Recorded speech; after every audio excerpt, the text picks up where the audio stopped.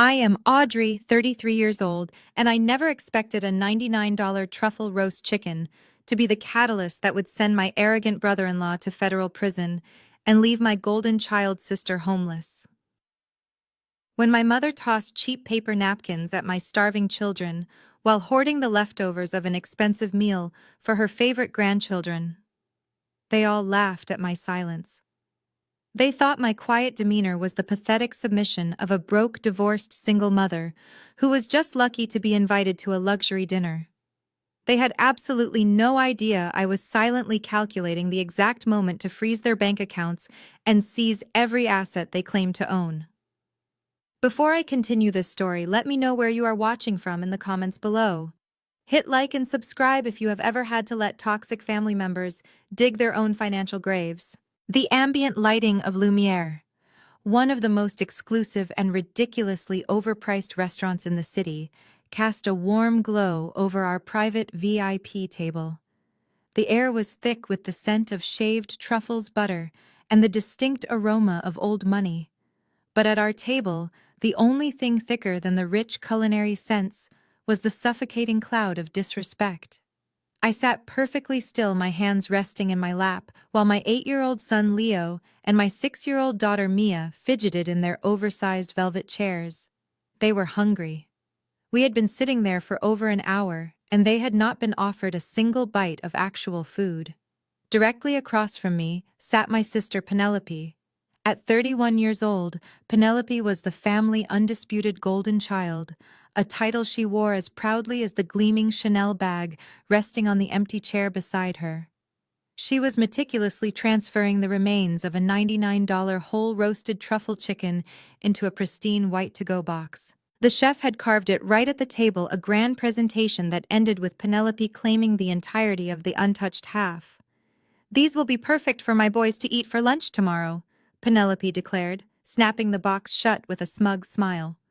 She did not even glance at Leo or Mia, whose eyes were locked on the golden, crispy skin of the chicken disappearing into the cardboard container. Mia whimpered softly, pulling on my sleeve to whisper that her stomach hurt from being so empty. Hearing this, my mother Brenda sighed dramatically. She reached into her designer purse, pulled out a handful of thin, rough paper napkins she must have hoarded from a coffee shop, and tossed them carelessly across the mahogany table. The rough paper squares scattered across the white tablecloth in front of my children like worthless falling leaves. "Your kids can eat when you get home, Audrey," my mother said, her voice dripping with that familiar, condescending tone she reserved exclusively for me. "Wipe their faces. They look shiny. You really should not have brought them to a place like this if they could not handle the weight." Before I could even process the sheer audacity of her statement, my brother-in-law DeAndre let out a booming theatrical laugh. DeAndre was a mid-level corporate executive who walked around acting like he owned the entire Eastern Seaboard. He adjusted his silk tie, leaning back in his chair with the arrogant posture of a man who believed he was completely untouchable. "Exactly," DeAndre chimed in, flashing a condescending grin. "Feed them a sandwich before you come next time, Audrey. This is fine dining, not a charity soup kitchen. We are trying to enjoy a luxury experience here, and whining kids really ruin the aesthetic." My mother chuckled, nodding in vigorous agreement. "DeAndre is right, sweetheart. You know how hard he works to provide this lifestyle. Penelope married a real provider.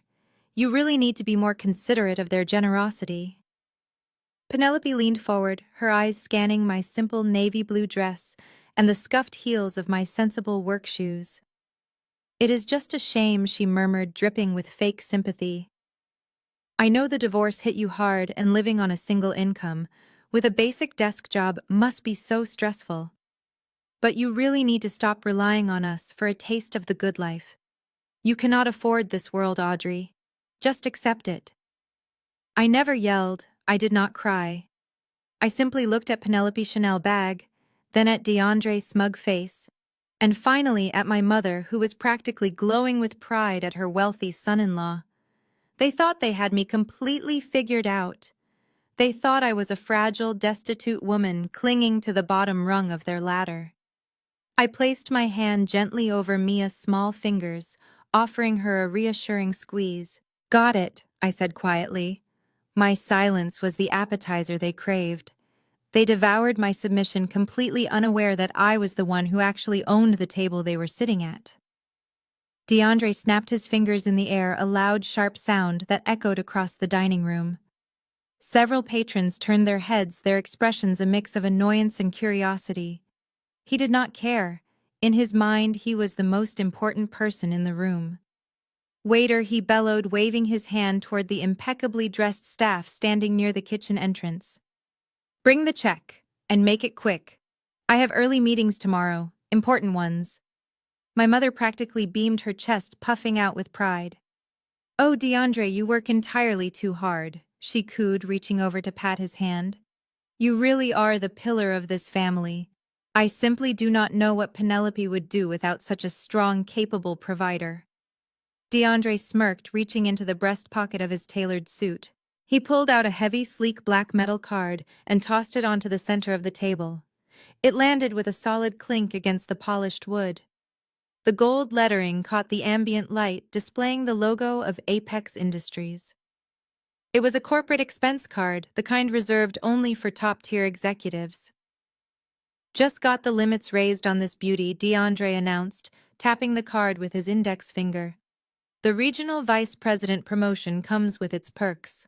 The company wants me entertaining clients in style, but tonight, I am treating my beautiful wife and my wonderful mother-in-law. He paused, letting his gaze slide over to me, his smile twisting into a sneer. And of course, we cannot forget our favorite charity case. Consider this my good deed for the month, Audrey. I know things have been tight for you since you moved out of that tiny apartment. I lived in a 3-bedroom house, but I let him talk. Penelope laughed, a high-pitched grating sound. Honestly, Audrey, she said, stirring her sparkling water with a silver spoon, you should be thanking him. When was the last time you ate somewhere that did not have a drive-through window? You really need to learn how to manage your finances better.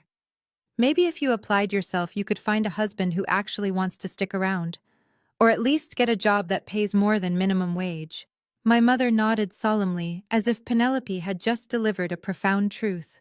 Your sister is right, Audrey. You have always lacked ambition. Even when you were little, you never pushed yourself the way Penelope did. That is why she is sitting here in designer clothes, and you are wearing a dress that looks like it came from a discount rack. The injustice of her words burned, but it was a familiar burn. Growing up, Penelope was showered with praise for simply breathing, while my straight-A report cards were dismissed as expected. When my mother needed a loan for a new kitchen, she guilted me into giving her my savings.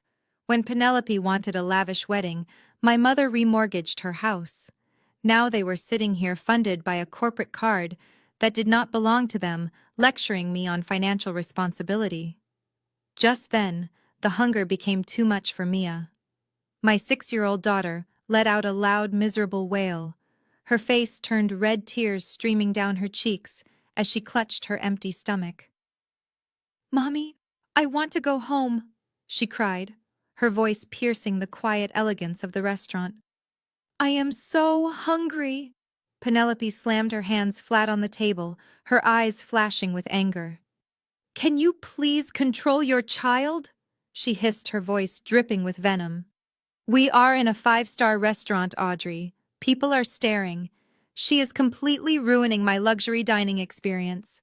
My mother immediately took Penelope's side. "This is exactly what I meant, Audrey. You have no control over your life and clearly no control over your children. Take her outside right now. You are embarrassing DeAndre in front of his colleagues who might be dining here." DeAndre sighed loudly, running a hand over his face, as if he were carrying the weight of the world. "Just take the kids and go wait by the valet, Audrey.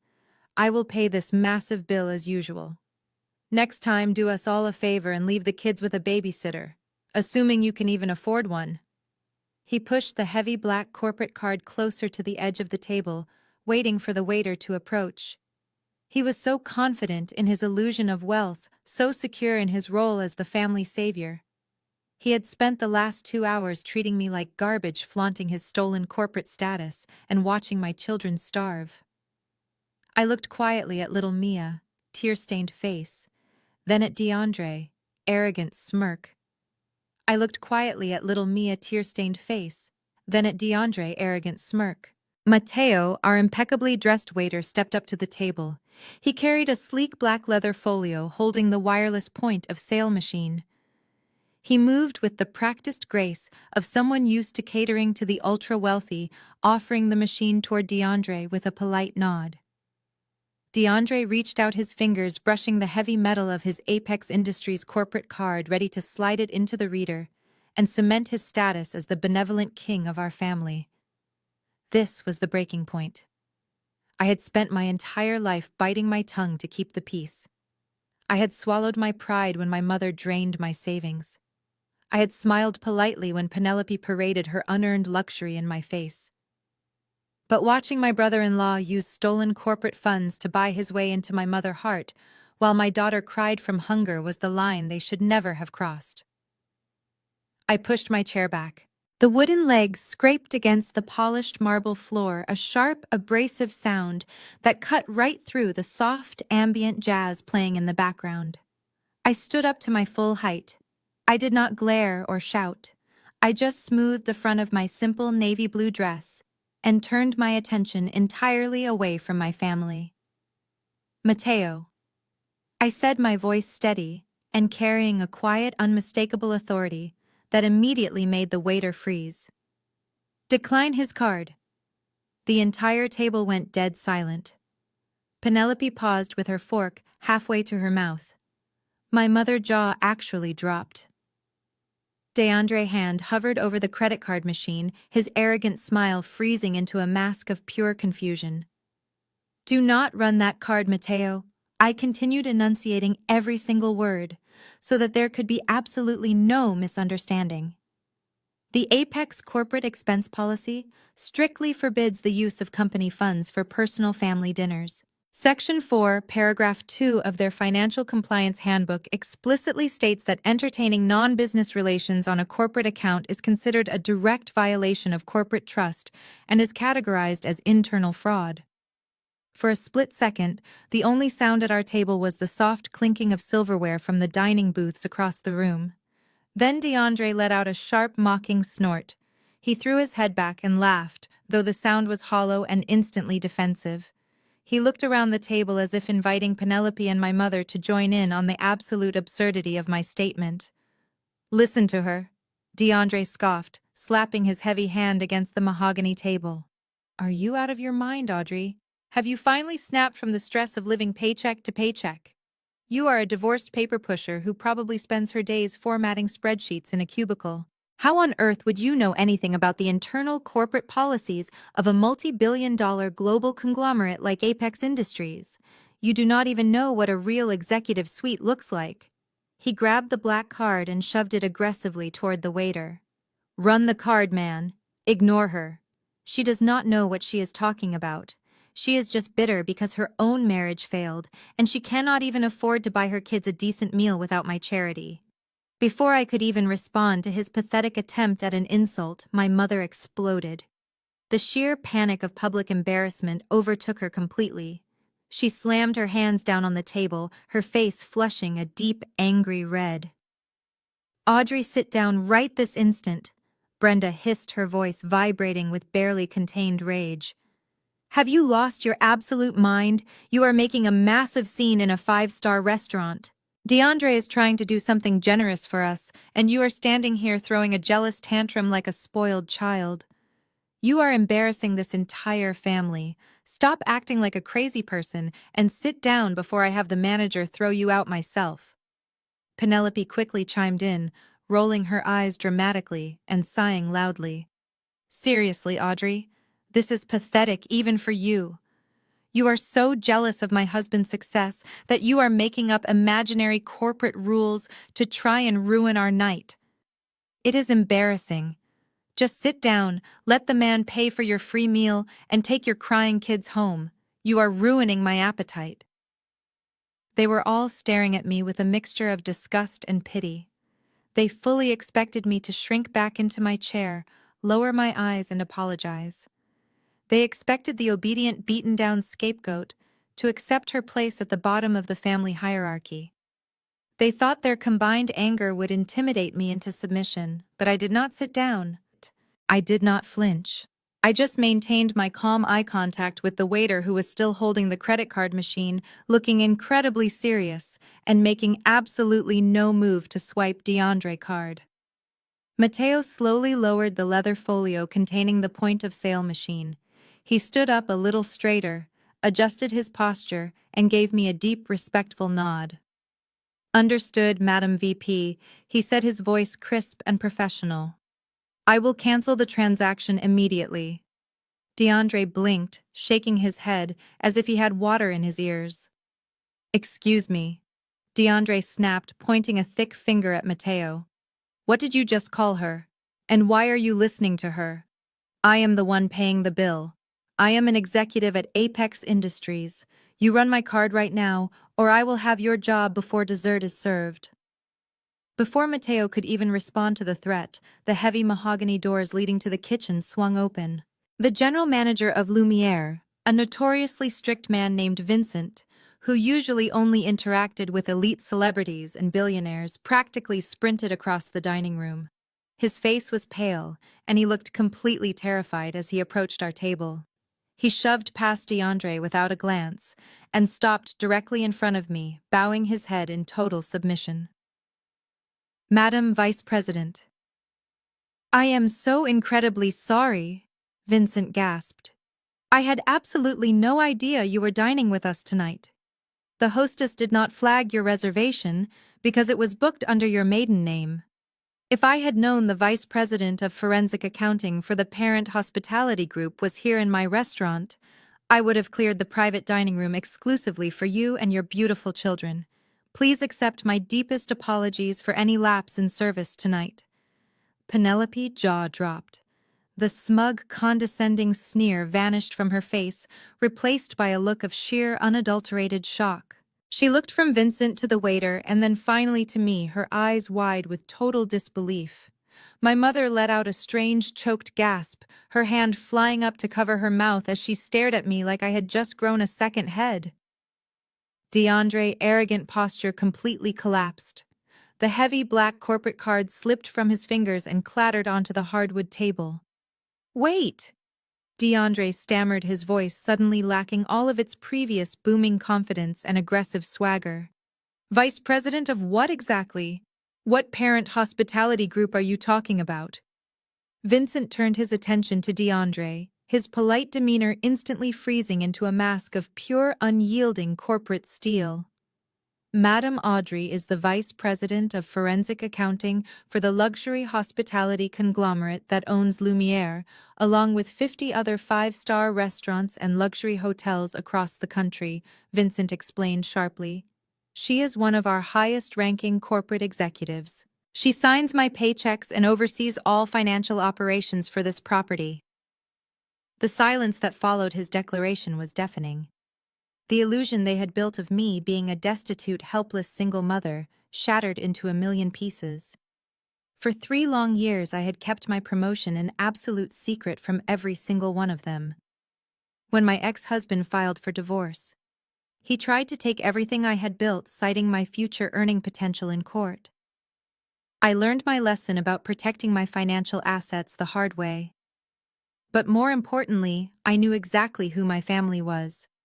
I knew that if my mother found out I was pulling in a massive executive salary, she would suddenly have endless emergencies requiring my immediate financial rescue. I knew Penelope would demand I fund her lavish lifestyle because she felt she deserved it simply for being the golden child. And I knew DeAndre would constantly ask me for loans to cover his own reckless spending habits. Hiding my wealth was the only way to protect my children and their future from the financial parasitism of my flesh and blood. I deliberately lived far below my means, drove a sensible car, and let them mock my discount clothing, all while climbing to the very top of the corporate ladder. So when I told Mateo to decline the corporate card, it was not a bluff. It was a direct executive order. Penelope started sputtering visibly, struggling to form a completely coherent sentence. "But you work in a tiny cubicle," she managed to squeak out, her voice trembling with fear. You said you were just an accountant. I am an accountant, Penelope, I replied smoothly. A forensic accountant. I specialize in tracking down fraud, embezzlement, and unauthorized company spending. Which brings us back to that black card on the table. I turned my attention away from their stunned faces and looked back at Vincent, who was still standing at attention, awaiting my instructions. I completely ignored the heavy, suffocating silence radiating from my mother and sister. I reached out and gently took the leather-bound menu from Vincent, trembling hands. Vincent, I said warmly, dropping the corporate sharpness from my tone. My children have been waiting quite a long time to eat. Let us skip the appetizers entirely. I would like to order the $250 Wagyu tomahawk steak medium rare sliced thin for the kids to share. Please add a side of the beluga caviar, the truffle macaroni and cheese, and go ahead and prepare the gold leaf chocolate soufflés for their dessert. Vincent nodded furiously, pulling a sleek tablet from his jacket pocket to input the order directly to the executive chef. Excellent choices, Madam Vice President. I will personally ensure the kitchen expedites this immediately. How would you like the billing handled for this order?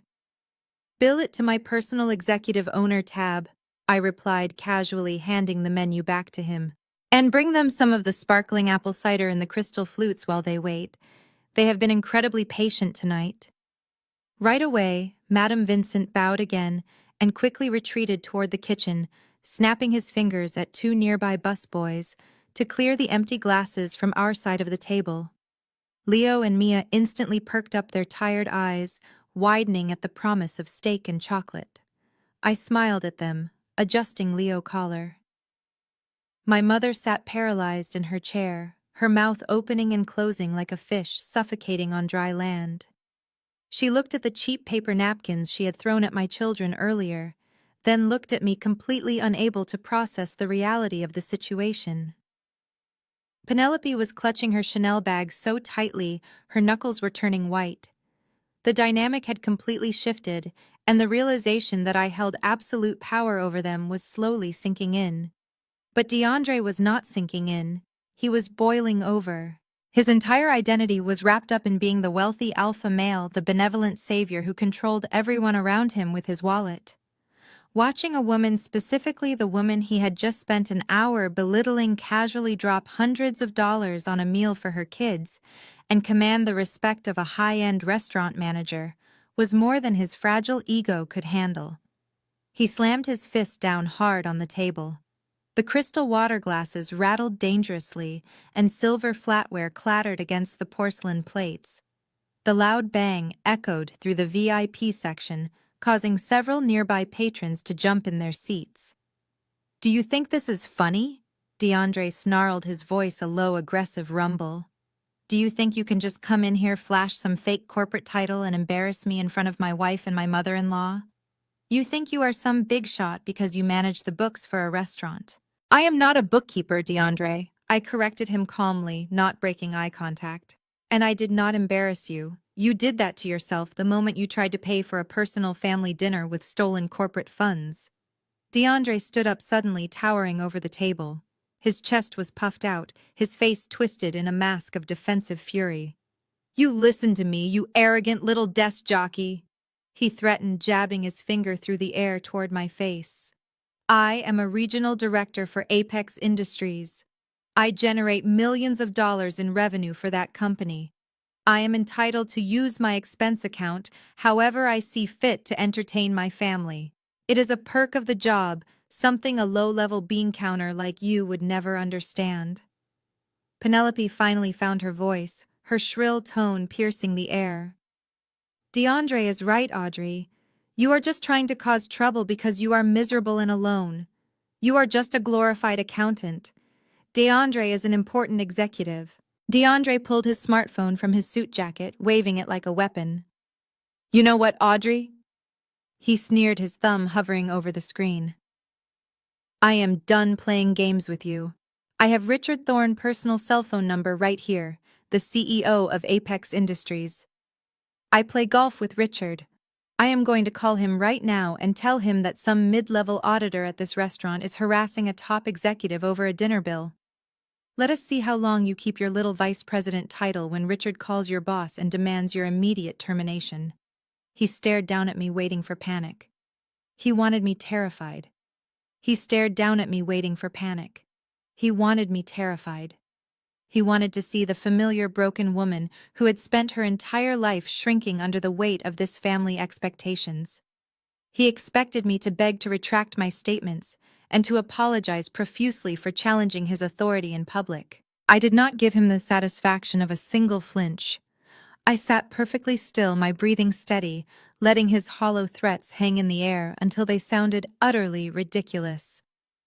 The dining room around us had grown uncomfortably quiet, with other guests pretending to look at their menus while clearly eavesdropping on the spectacular meltdown happening at the VIP table. Without breaking eye contact with my raging brother-in-law, I reached down to the sleek leather tote bag resting beside my chair. I unzipped the main compartment and smoothly pulled out my silver tablet. The device felt heavy and substantial in my hands, a digital vault containing secrets that were about to decimate his entire carefully constructed universe. I tapped the screen, the biometric scanner instantly recognizing my fingerprint. The device unlocked with a soft click. I opened the encrypted file directory I had been working on tirelessly for the past 4 weeks. I turned the screen so it faced him and pushed the tablet slowly across the smooth mahogany wood. It stopped right next to his discarded corporate credit card. "Please call Richard," I said, allowing a slow, lethal smile to finally spread across my face. "I would actually prefer it if you called him right now. Put him on speakerphone. He has been waiting for my phone call all day." DeAndre's hand holding the smartphone slowly lowered. The vein throbbing in his forehead seemed to pulse a little less aggressively as confusion began to replace his manufactured rage. "What are you talking about?" he demanded, his voice dropping an octave. The aggressive bluster suddenly faltering. "Why would the chief executive officer of my company be waiting for a call from a restaurant accountant?" Penelope leaned forward, her eyes darting between my calm expression and the screen of the tablet. "What is she talking about?" "DeAndre," she asked, her voice tight with a sudden creeping anxiety. Brenda was practically holding her breath, sensing the massive shift in power, but lacking the intellectual capacity to understand exactly what was happening. I leaned forward, resting my elbows on the table, clasping my hands together. "Richard Thorne is not just the CEO of Apex Industries," I explained, keeping my tone conversational, but razor sharp. "He also sits on the board of directors. And exactly 1 month ago, that board realized they had a massive financial bleed in their quarterly projections. Money was hemorrhaging out of the company through unregulated corporate expense accounts and phantom vendor invoices. They needed an independent, ruthless forensic auditing firm to come and quietly bypass their internal finance team and find out exactly who was stealing from them." I paused, letting the word "stealing" echo at the table. DeAndre swallowed hard, his Adam apple bobbing visibly above his silk tie. "So the board hired my firm," I continued smoothly. "They gave me complete, unrestricted access to every single corporate server expense report and employee financial record at Apex Industries. For the last 4 weeks, my team and I have been tracing every missing dollar. We matched receipts, pulled surveillance footage from luxury boutiques, cross-referenced travel itineraries, and audited every single corporate card issued to the executive branch. We operated in total secrecy. No one in middle management even knew we were looking. You were so busy bragging about your promotions and throwing your weight around that you never noticed the digital tripwires my team was setting up right under your nose. You thought you were invincible because you manipulated the internal approval system, exploiting a loophole in the procurement software that only a highly trained forensic specialist would ever catch." DeAndre's face began to lose its color. The rich, confident complexion gave way to a sickly ashen gray. He stared at the tablet screen, but I could tell he could not even read the spreadsheet displayed there. His brain was too busy short-circuiting. "And do you want to know what I found, DeAndre?" I asked softly, tilting my head. "I found that the vast majority of the missing funds were siphoned through a single department. Your department." The target of my entire investigation is the regional sales division. Penelope let out a sharp gasp. No, she whispered, grabbing DeAndre's arm. Tell her she is lying. Tell her she is just trying to ruin us because she is jealous. But DeAndre did not speak. He could not. He just stared at the tablet, realizing that the trap had already sprung. The silence at the table was no longer filled with their arrogant mockery. It was filled with the absolute terror of a man who suddenly realized he was standing on the trapdoor of a gallows, and I was the one holding the lever. He looked at the screen again, finally focusing on the header of the document. It clearly displayed the Apex Industries logo next to a bold red stamp that read, Confidential Fraud Investigation. The numbers listed below it were undeniable, neatly categorized, and perfectly damning. He was completely cornered, entirely out of moves and entirely out of time. I did not give him a single second to catch his breath or concoct a lie. I reached out, tapped the screen of the tablet, and began reading the itemized list of his financial sins aloud. My voice was clear, carrying across the silent dining room like a judge delivering a final verdict. Let us start with the grand total, I announced, making sure my mother and sister heard every single syllable. Over the past 14 months, DeAndre has managed to rack up a staggering $150,000 deficit on his corporate expense account. My mother let out a strangled gasp, clutching the edge of the table as if the floor had suddenly dropped out from underneath her. $150,000, she repeated weakly, her eyes darting between me and her golden son-in-law. DeAndre, what is she talking about? Tell her she is reading it wrong. DeAndre opened his mouth, but nothing came out. He just stared at the tablet, sweat beginning to bead on his forehead. I am reading it perfectly, Mother, I said, swiping down on the screen to pull up the individual transaction logs. I weaponized the data, using the cold hard numbers to completely dismantle his fake empire. Let us look at some of the highlights, shall we? On May 4th of this year, there is a $10,000 charge at the Chanel boutique downtown. The expense report claims this was for corporate client gifts. Strange, considering the only client who received anything that day was Penelope. I looked up from the screen, locking eyes with my sister. She was frozen, her hands resting exactly next to the gleaming Chanel bag she had brought into the restaurant. The very same bag she had flaunted at my house during Leo's birthday party, claiming DeAndre had surprised her because he was having such a phenomenal quarter at work. Penelope's face turned the color of chalk. She slowly turned her head to look at her husband. DeAndre, she stammered, her voice barely a whisper. You told me that bag was from your mid-year performance bonus. You said the company rewarded you for landing the major corporate account. DeAndre swallowed hard, refusing to look her in the eye.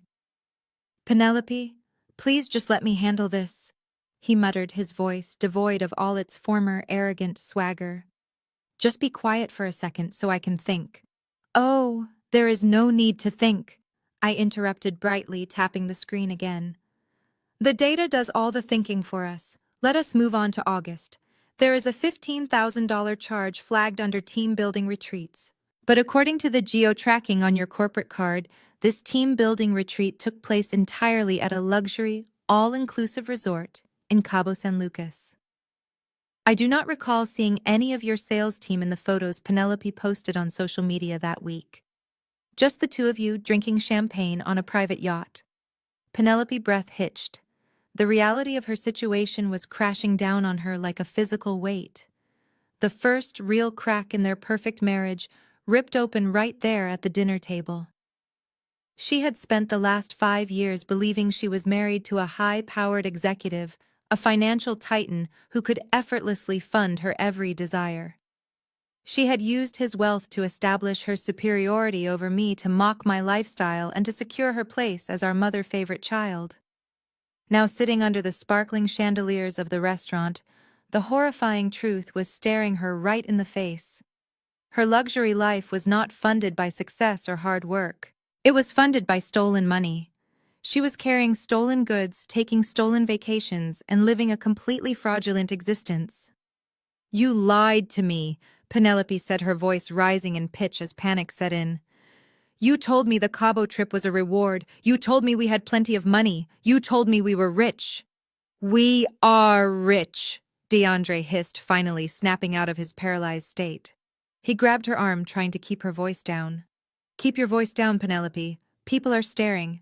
I am just borrowing against my future commissions. It is a standard practice. I was going to pay it back before the end of the fiscal year. That is not how corporate accounting works, DeAndre. I corrected him coldly. You cannot borrow against commissions that do not exist. You manipulated the invoice approval software. You submitted fake invoices and funneled the money directly into your own pockets to pay for your wife designer clothes and your luxury vacations. That is felony wire fraud. And the board of directors does not take kindly to managers treating the company treasury like a personal piggy bank. Penelope ripped her arm away from his grasp, looking at him as if he were a stranger. She was not angry that he had stolen the money. She was angry that he had been caught and that her perfect illusion was about to evaporate. All of her smug superiority vanished, replaced by the sheer terror of losing her status. The golden child was suddenly facing the prospect of being married to a disgraced, unemployed criminal.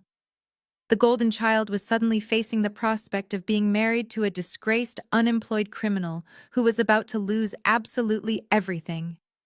Before Penelope could fully spiral into a meltdown, my mother violently intervened. True to her nature as the ultimate toxic enabler, Brenda did not turn her shock toward the man exposed as a corporate thief. She did not comfort her weeping golden child. Instead, she turned her absolute unhinged fury entirely onto me. Are you happy now, Audrey? Brenda shrieked, her voice echoing loudly enough to make diners at the next table flinch. Her face was contorted with a vicious anger I had seen far too many times. Is this what you wanted? To destroy your sister marriage because you are so bitterly jealous of her happiness? I sat back completely unfazed by her outburst.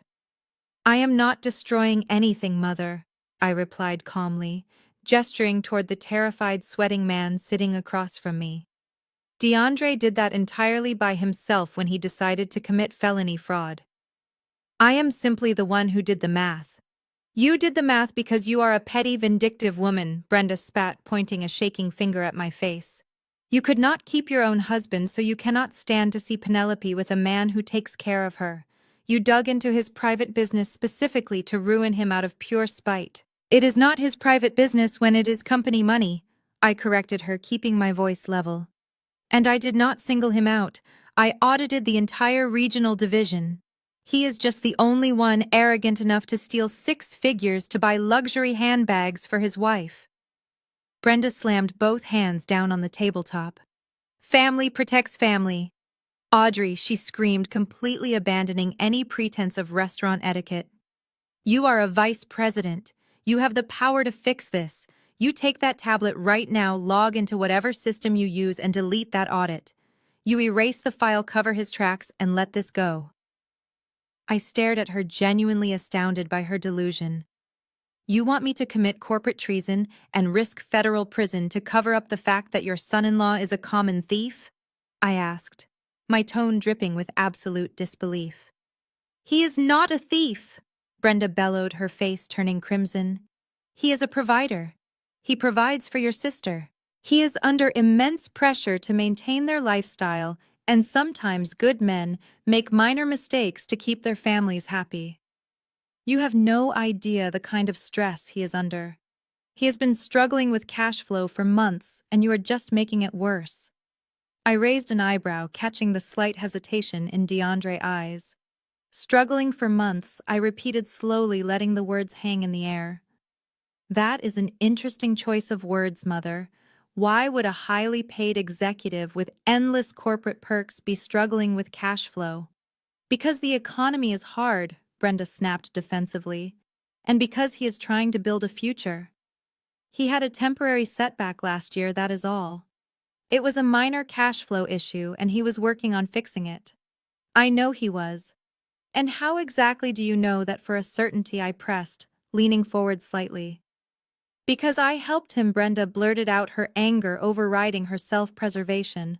Because when he needed a little boost last year to cover some unexpected expenses, I stepped up like a real family member should. I loaned him $50,000 from my own retirement savings to help him out of a jam. That is what family does, Audrey. We sacrifice for each other. We do not throw each other under the bus. The silence that fell over the table this time was heavy, thick with the weight of a massive confession. DeAndre closed his eyes, his head dropping forward as if he had been physically struck. Penelope snapped her head toward our mother, her tear-streaked face twisting in absolute confusion. "You gave him $50,000. Penelope whispered, her voice cracking. "Mom, you told me you could not afford to help pay for the boys' private school tuition last year because your pension was tied up."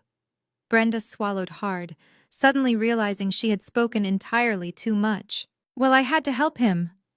"Penelope," she stammered, her aggressive bravado instantly deflating. "He promised he would pay me back with interest as soon as his quarterly bonuses cleared."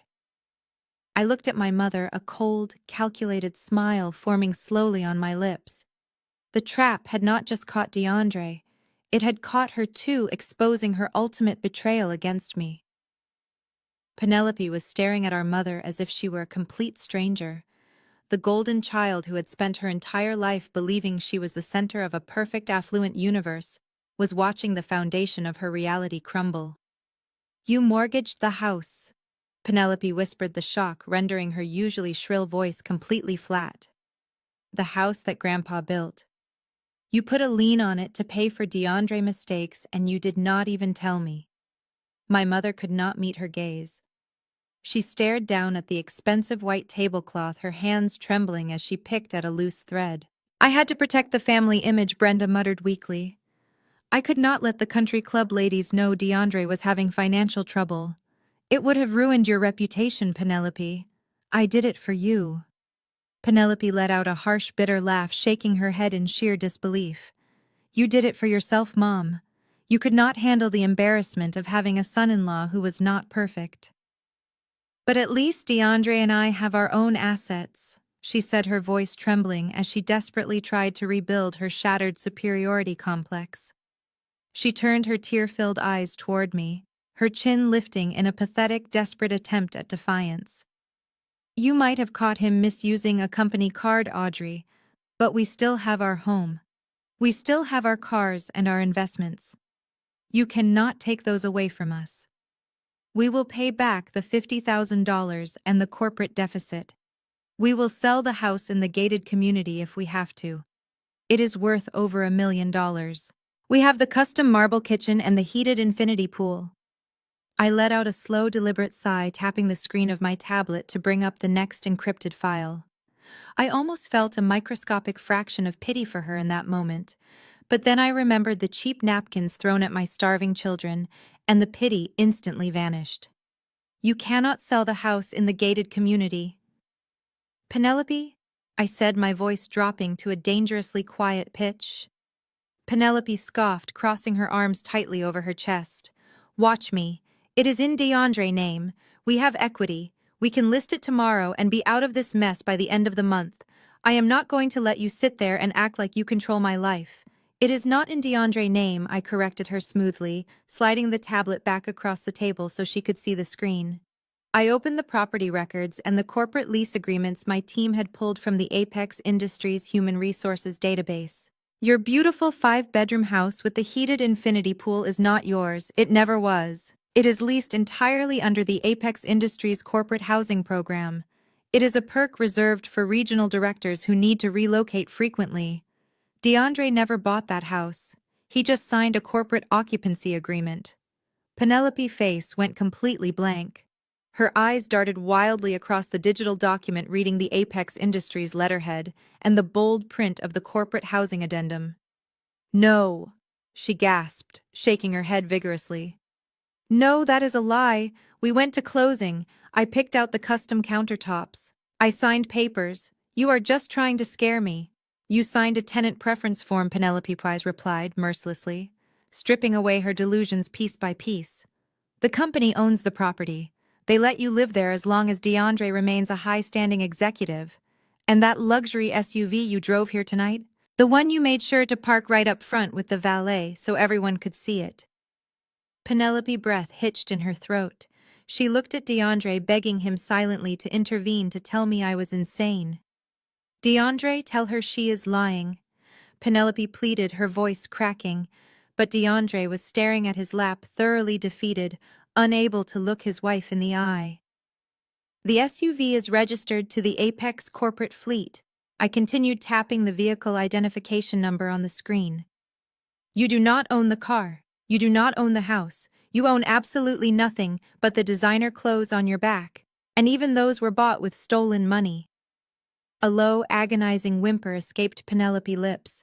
She slumped back in her chair, the fight completely draining out of her. But it gets worse, Penelope, I said, leaning in closer, refusing to let her look away from the reality of her situation. When my forensic team flagged DeAndre for felony embezzlement yesterday evening, it triggered an automatic asset freeze within the Apex Human Resources Department. According to their corporate policy, any executive under active investigation for fraud immediately forfeits all company-provided housing and transportation. I paused, making sure she absorbed every single word of my next sentence. The housing lease was officially terminated by the legal department at 8 o'clock this morning. The property management company has already been notified. You have exactly 24 hours to vacate the premises before corporate security arrives to change the locks and seize the vehicle. You are not going back to $1 million estate tonight, Penelope. You are essentially homeless. Penelope buried her face in her hands, her shoulders shaking violently as a loud, ugly sob ripped through her chest. The reality of losing her precious status symbol was completely unbearable for her. The country club memberships, the neighborhood association meetings where she flaunted her superiority, the lavish playdates in her custom kitchen, all of it was gone. She was going to have to pack her designer clothes into garbage bags and walk out of that house a disgraced fraud. DeAndre could not handle the scene. His wife was hyperventilating, his mother-in-law was clutching her chest like she was having a cardiac event, and half the restaurant was now openly staring at our table. His fragile masculinity and desperate need to maintain control kicked into high gear. He needed an exit strategy, and he needed it immediately. He stood up abruptly, nearly knocking his heavy wooden chair backward onto the marble floor. "We are leaving," DeAndre announced loudly, his voice cracking slightly under the immense pressure. He reached into the inner pocket of his tailored suit jacket and pulled out his personal leather wallet. He flipped it open, revealing a stack of premium personal credit cards. He was determined to salvage whatever tiny shred of dignity he had left by throwing money at the problem. "I am not sitting here and listening to this psychotic garbage for another second. Penelope, grab your bag. Brenda, get up. We are done here." He turned around and aggressively snapped his fingers at Mateo, who had been standing discreetly near the service station. "Check," DeAndre barked, waving a platinum credit card in the air. "Bring me the machine right now. I am paying for the chicken, the water, and whatever else is on my tab. I want to settle this and get my family away from this insane woman." Mateo stepped forward immediately. He still carried the black leather folio with the wireless point-of-sale terminal. He walked over to DeAndre with the utmost professionalism, completely unfazed by the screaming and the tension. Mateo took the shiny platinum card from DeAndre, trembling fingers slid it smoothly into the chip reader, and waited for the network connection. DeAndre glared at me aggressively, adjusting his silk tie. "You think you are so smart, Audrey," he sneered, trying to sound menacing. "You think a little corporate audit is going to ruin me. I have lawyers, expensive ones. I will drag you and that company through litigation for years. I have personal wealth that you cannot even fathom. You are nothing to me." The machine in Mateo's hand beeped loudly. It was a sharp negative tone. Mateo looked down at the digital screen. "I apologize," Sir Mateo said politely, but his voice carried clearly over the table. "The card has been declined." DeAndre's face flushed a deep, angry purple. He snatched the card out of the machine. "Your machine is broken," he snapped defensively, looking around to see if anyone at the neighboring tables had heard. "That is a platinum travel card. I have a $50,000 limit on that account and a zero balance. Run this one instead." He yanked another card from his wallet, a heavy metal rewards card, and shoved it into Mateo's hand. Mateo remained perfectly calm. He inserted the second card into the reader. The small screen flashed processing. DeAndre tapped his foot impatiently against the floor, glaring daggers at the waiter. Beep. Mateo let out a quiet sigh. I am sorry, sir. This card is also declining. It says contact your financial institution immediately for an explanation. Run it again, DeAndre shouted, completely losing his temper. He slammed his fist on the table once more. I said run it again.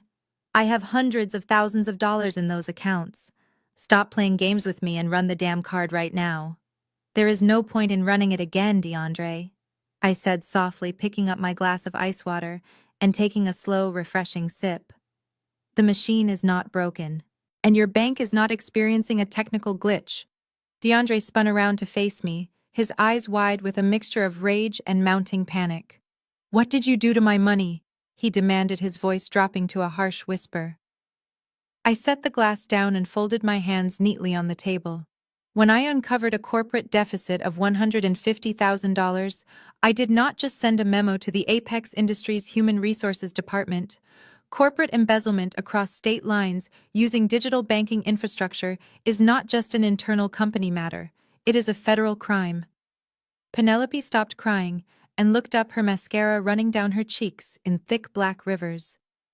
Exactly 1 hour before I arrived at this restaurant tonight, I submitted my preliminary forensic report, complete with all of your forged invoices and unauthorized transactions, directly to the field office of the Federal Bureau of Investigation. I explained, speaking slowly, so he could absorb the absolute gravity of his situation. When the federal authorities open a wire fraud investigation of this magnitude, their very first protocol is to freeze all connected financial assets to prevent the suspect from fleeing or hiding the stolen funds offshore. DeAndre stared at me, his mouth opening and closing silently. Your platinum card, your checking accounts, your savings, your investment portfolios. I listed them off casually. Every single piece of plastic in that expensive leather wallet is completely useless.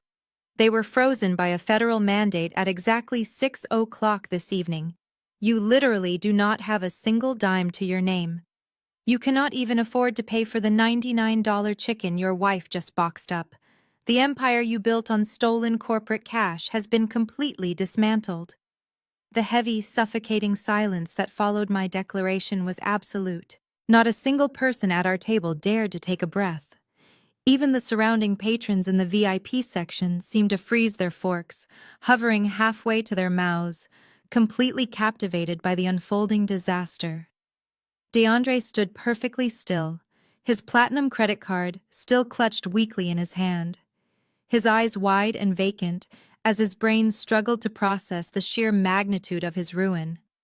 Penelope was slumped in her chair, weeping silently into her hands, while my mother simply stared at me with an expression of pure, unadulterated horror. Then, right on cue, a sharp, piercing ringtone shattered the quiet tension. The sound came from the inner pocket of DeAndre's tailored suit jacket. He flinched violently, as if he had just been electrocuted. His hand shook uncontrollably as he reached inside his jacket, his fingers fumbling awkwardly against the expensive fabric. He pulled out his sleek smartphone. The large digital screen was glowing brightly in the dimly lit restaurant, illuminating his terrified face. I did not need to actually see the screen to know exactly who was calling us, but DeAndre's reaction confirmed it instantly. All the remaining color drained rapidly from his face, leaving him looking exactly like a freshly reanimated corpse. "Who is it?" Penelope whispered, her voice trembling so violently she could barely form the words. She peered through her tear-soaked fingers, terrified of whatever new disaster was about to strike.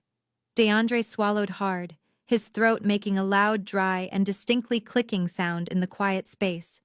"It is Richard," he finally croaked, his voice cracking like a terrified child. "It is Richard Thorne, the CEO." "Answer it," my mother hissed desperately, leaning aggressively across the table and physically grabbing his forearm.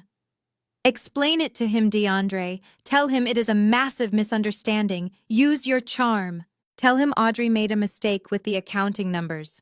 You play golf with this man. He likes you. Just talk your way out of it like you always do." But there was no charming his way out of a federal wire fraud investigation. DeAndre knew that. His hands were shaking so violently that the phone slipped from his sweaty grip. He scrambled to catch the expensive device before it hit the floor, bobbling it between his hands in a frantic, pathetic display of panic. As he fumbled, his thumb slammed against the bright green answer button and then accidentally swiped across the speaker icon. The phone clattered loudly onto the center of the mahogany table, landing face up right next to his declined credit cards. Before DeAndre could even reach out to snatch the phone back, a booming, furious voice erupted from the tiny speakers. It was a voice accustomed to commanding boardrooms and dictating terms, but right now it was laced with a level of pure, unhinged rage that made everyone in the room flinch. DeAndre, what in the absolute hell is going on over there? Richard Thorne bellowed. The CEO voice echoed off the crystal chandeliers and the marble columns of the dining room. I just got a call from our corporate legal department at my home. I am sitting here eating dinner with my family, and my general counsel tells me that the FBI just raided our digital servers with a federal warrant based on a forensic audit. DeAndre lunged for the phone, his fingers desperately clawing at the screen to turn off the speaker function, but his hands were shaking too much to register the touch correctly. Richard, sir, please. DeAndre stammered loudly toward the device, bending over the table. I can explain everything. There has been a terrible misunderstanding with the regional expense accounts. It is a clerical error. Do not you dare lie to me! The CEO roared, cutting him off completely. The sheer volume of Richard's voice made Mateo the waiter take a step back. I have the preliminary forensic report sitting right in front of me on my desk. It was just emailed to me and the entire board of directors by our lead auditor. I am looking at $150,000 in stolen funds. I am looking at fake invoices for luxury vacations and designer clothing. You arrogant, stupid man. Did you really think you could treat Apex Industries like your own personal trust fund, and we would never find out? DeAndre opened his mouth to speak, but absolutely no sound emerged. He was entirely paralyzed by the public execution of his professional career. The entire restaurant watched in stunned silence as the most powerful man at his company delivered the final crushing blow over the speakerphone for everyone to hear. There was truly no escape from this devastating reality facing him. The voice of Richard Thorne continued to radiate from the device, completely merciless and entirely devoid of the friendly country club banter DeAndre had always bragged about.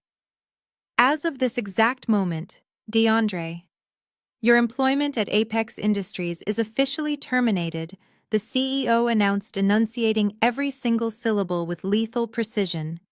You are fired effective immediately. Your dismissal is categorized under gross misconduct, embezzlement, and systemic corporate fraud. Do not attempt to log into any of your employee portals or access your company email accounts. Our information technology department disabled your credentials and wiped your company-issued devices over an hour ago. You no longer exist in our system. DeAndre tried to lean forward, his hands gripping the edge of the mahogany table, so tightly his knuckles turned a sharp, translucent white. He opened his mouth, gasping for air, as if the oxygen had been suddenly vacuumed out of the VIP dining room. Richard, please. DeAndre managed to choke out his voice, barely a raspy whisper. I have given 10 years of my life to building the regional sales division. I increased revenue by 30% last quarter alone. Let me come into the office tomorrow morning and we can sort out the numbers privately. There is no office for you to come into. Richard barked back, his tone laced with absolute disgust. You do not have a desk anymore. Corporate security boxed up your personal belongings at 5 o'clock this evening. They dumped your framed family photos and your cheap golf trophies into a cardboard box and left it with the loading dock supervisor. You are permanently banned from entering any Apex Industries facility nationwide. If you step foot on our property building, security will have you arrested for criminal trespassing. And do not think for 1 second you are going to bounce back from this and find a job at a competitor, the CEO continued. I have already made phone calls to the board members of every major corporation in our industry. I told them exactly what you did. Your reputation in the corporate world is permanently destroyed. You will never work in management again. You will be lucky if you find someone willing to hire you to scrub toilets. DeAndre's chest began to heave violently. His breathing turned into rapid, shallow gasps. The walls of the luxurious restaurant were closing in on him. He clawed at the collar of his expensive silk tie, ripping it downward in a desperate attempt to get more air into his collapsing lungs. He was hyperventilating. Sweat poured down his face in thick streams, soaking into the pristine collar of his custom-tailored dress shirt. The man who had spent the entire evening mocking my financial status and threatening the restaurant staff was now crumbling into a pathetic, trembling mess. Penelope sat perfectly still, staring blankly at the glowing phone. She could not process the fact that the lavish lifestyle she had built her entire identity upon was being brutally ripped away over a speakerphone call. Brenda, the ultimate enabler, covered her face with her hands, letting out a series of low whimpers. She was not crying for DeAndre. She was crying because her own precious social standing was evaporating right before her very eyes. "You made an absolute mockery of my company," Richard growled through the speaker.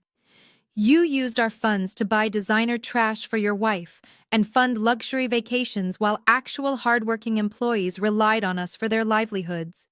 Did you really believe your pathetic little invoice manipulation scheme would survive a forensic audit?" DeAndre let out a strange, high-pitched wheeze. His eyes rolled back slightly as his panic attack reached its absolute peak. He grabbed his water glass with trembling fingers, trying to take a sip to wet his completely dry throat. His hand shook so badly that the crystal glass slipped from his weak grip. It hit the mahogany table and shattered instantly, sending ice water cascading onto his lap. He did not even seem to notice the freezing water. He just kept gasping loudly, his mouth opening and closing like a fish pulled out of the ocean. He tried to speak, to offer some pathetic excuse or plea for mercy, but his vocal cords completely failed him. The sheer terror of his impending criminal charges had paralyzed his entire nervous system. "The federal authorities have the entire file right now," Richard continued loudly. "The federal agents told me they have enough evidence to secure a conviction 10 times over. They have your direct signature on every single fraudulent expense report. You are absolutely going to federal prison, DeAndre. The only question now is exactly how many years the judge is going to give you for stealing 6 figures from a publicly traded corporation." The speakerphone crackled with the heavy breathing of the furious executive on the other end of the line. DeAndre remained frozen, water dripping from his ruined suit pants to the marble floor, completely incapable of formulating a single coherent thought. But Richard Thorne was not quite finished completely dismantling the life DeAndre had built on lies. "And one last thing," the CEO barked, his voice laced with a cold, triumphant satisfaction. "Do not even bother trying to go back to the corporate house in the gated community tonight. The legal department dispatched our private security team there an hour ago to secure the premises, and they are not alone. The local police department is currently sitting in your driveway. They are waiting there right now to serve you with a federal search warrant and physically seize all the luxury assets you purchased with my company money." The words hung in the air for a fraction of a second before the absolute reality of the situation crashed down on Penelope.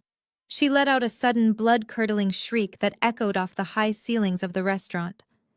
It was a visceral, guttural scream of pure agony, the sound of a woman watching her entire universe collapse into dust. She violently pushed herself away from the table, her chair tipping backward and crashing loudly onto the floor. "No," Penelope screamed, pulling desperately at her own perfectly styled hair. "No, no, no. My house. My things. You cannot let them take my things, DeAndre. All my jewelry is in that house. My designer bags, the kids' custom furniture, my entire wardrobe. You have to stop them. Call someone. Fix this right now." She grabbed DeAndre by the shoulders, shaking him violently, but he was like a rag doll. The entire facade of her perfect, wealthy life had completely disintegrated in less than 10 minutes. The country club memberships, the boastful social media posts, the arrogant superiority she had held over me for her entire adult life. It was all gone. She was no longer the affluent, envied wife of a high-powered corporate director. She was the homeless spouse of a disgraced, unemployed felon about to face federal prosecution. Through the speakerphone, Richard Thorne let out a short, humorless laugh. "There is no fixing this, Penelope," the CEO said coldly, showing absolutely no sympathy for her hysterical meltdown. "Every single item inside that property is now considered evidence of federal wire fraud or an asset subject to corporate seizure. You own nothing. Enjoy your dinner." Click. The line went dead, leaving a dial tone that sounded like a flatlining heartbeat echoing from the device. DeAndre stared blankly at the phone, his chest heaving, his eyes completely hollow. He had lost his job, his wealth, his home, and his freedom, all before the main course had even arrived at the table. My mother Brenda was breathing in rapid, shallow gasps. She looked wildly around the room, her eyes darting between the staring restaurant patrons and the sobbing wreck of her favorite daughter. The public humiliation was a fate worse than death for a woman who valued social appearances above absolutely everything else. She reached out with trembling hands, trying to grab Penelope's arm to silence her screaming. "Penelope, please," Brenda hissed desperately, her voice cracking under the immense strain. "Stop screaming. Everyone in the restaurant is looking at us. We have to maintain our dignity. We can figure this out. We can call your uncle or perhaps reach out to the church. Just please stop making a scene." "Dignity," Penelope shrieked, ripping her arm away from our mother's grasp. "I do not have a house, Mom. My husband is going to federal prison. The police are throwing all my belongings into evidence boxes right now. Do not talk to me about dignity. We are completely ruined." I sat perfectly still, my hands resting neatly on my lap, watching the absolute destruction of the people who had spent their entire lives trying to destroy my self-worth. I did not feel a single ounce of guilt or regret. They had built their fragile glass castle on a foundation of lies, theft, and cruelty. I had simply handed them the hammer and watched them swing it. DeAndre finally managed to drag his eyes away from the dead phone. He looked at me, his expression twisting from shock into a pathetic, desperate realization. The aggressive tyrant who had demanded the waiter decline my orders and threatened to have me fired was completely gone. In his place sat a broken, terrified man who suddenly understood that I held his entire fate in the palm of my hand. He slowly slid out of his chair, his knees buckling slightly as his feet hit the polished marble floor beneath the table. His expensive suit trousers absorbed the cold impact of the marble as he dropped entirely to his knees right there in the middle of the VIP dining room. The heavy thud of his body hitting the floor drew even more gasps from the surrounding tables. The arrogant, untouchable executive from an hour ago was completely gone. In his place was a desperate, hyperventilating man who had finally realized that his massive ego was absolutely no match for a meticulously documented spreadsheet. DeAndre reached out with trembling, sweaty hands and grasped the edge of the mahogany table directly in front of me. His knuckles turned white as he clung to the polished wood like a drowning man clutching a life raft. He looked up at me, his eyes wide, bloodshot and overflowing with sheer panic. The drastic contrast between his current pathetic state and his earlier boastful cruelty was almost cinematic. "Audrey, please," DeAndre begged, his voice cracking violently. "You have to fix this. You have to call Richard back right now." I looked down at him, my expression completely neutral. "Why would I do that?" DeAndre, I asked softly. "Because you are the vice president of the auditing firm," he practically screamed, his voice echoing over the quiet murmurs of the stunned restaurant patrons. "You have the power to change the numbers. You can log into the system and alter the forensic accounting report. Just delete the file. Tell the board of directors it was a massive clerical error. Tell them the accounting software glitched and miscalculated the corporate expenses. Tell the FBI you made a terrible mistake and withdraw the preliminary report. You can make all of this go away with one phone call." I stared at him, genuinely fascinated by his absolute lack of morality. You are asking me to commit a federal crime, destroy my own professional career, and risk going to prison myself, just to cover up the fact that you stole $150,000, I stated clearly, making sure everyone around us understood exactly what he was demanding. You are family. My mother suddenly shrieked, leaning over the table. She pointed a shaking finger at my face. You are supposed to sacrifice for your family. You cannot just sit there and let him go to jail. DeAndre nodded frantically, tears streaming down his face and soaking into his ruined silk collar. I will pay it back, Audrey. I swear on my life I will find a way to pay the money back. I will take out loans. I will sell everything. Just give me time. I am the father of your nieces. You cannot let me go to federal prison. He was so panicked he could not even remember the gender of his own twin boys, stumbling over his words as his mind completely unraveled under the immense pressure. But his frantic pleading only solidified my resolve. Penelope suddenly dropped to the floor beside him, her expensive Chanel bag completely forgotten. She grabbed the hem of my navy blue dress, her mascara-stained tears ruining the fabric. Audrey, please, she sobbed, burying her face against my knees. I am so sorry for everything I said tonight. I am sorry for making fun of your clothes. I am sorry for telling you to feed your kids before you came. We were just joking. Please do not take my house away. Please do not let them arrest my husband. The country club will ban me. My friends will never speak to me again. I will have absolutely nothing. Even in her absolute lowest moment, Penelope only cared about her social status. She was not crying because her husband was a criminal. She was crying because she would no longer be invited to luncheons and charity galas. I gently but firmly pulled the fabric of my dress out of her desperate grip. I pushed my chair back slightly, putting physical distance between myself and their pathetic groveling. You both seem to be operating under a massive delusion, I said, keeping my voice steady and completely devoid of empathy. You think I did this to you out of spite. You think this is some kind of personal revenge plot that I can just magically undo. I leaned forward, looking directly into DeAndre's bloodshot eyes. I did not force you to steal corporate funds, DeAndre. I did not force you to swipe that black card, to buy luxury handbags and vacations.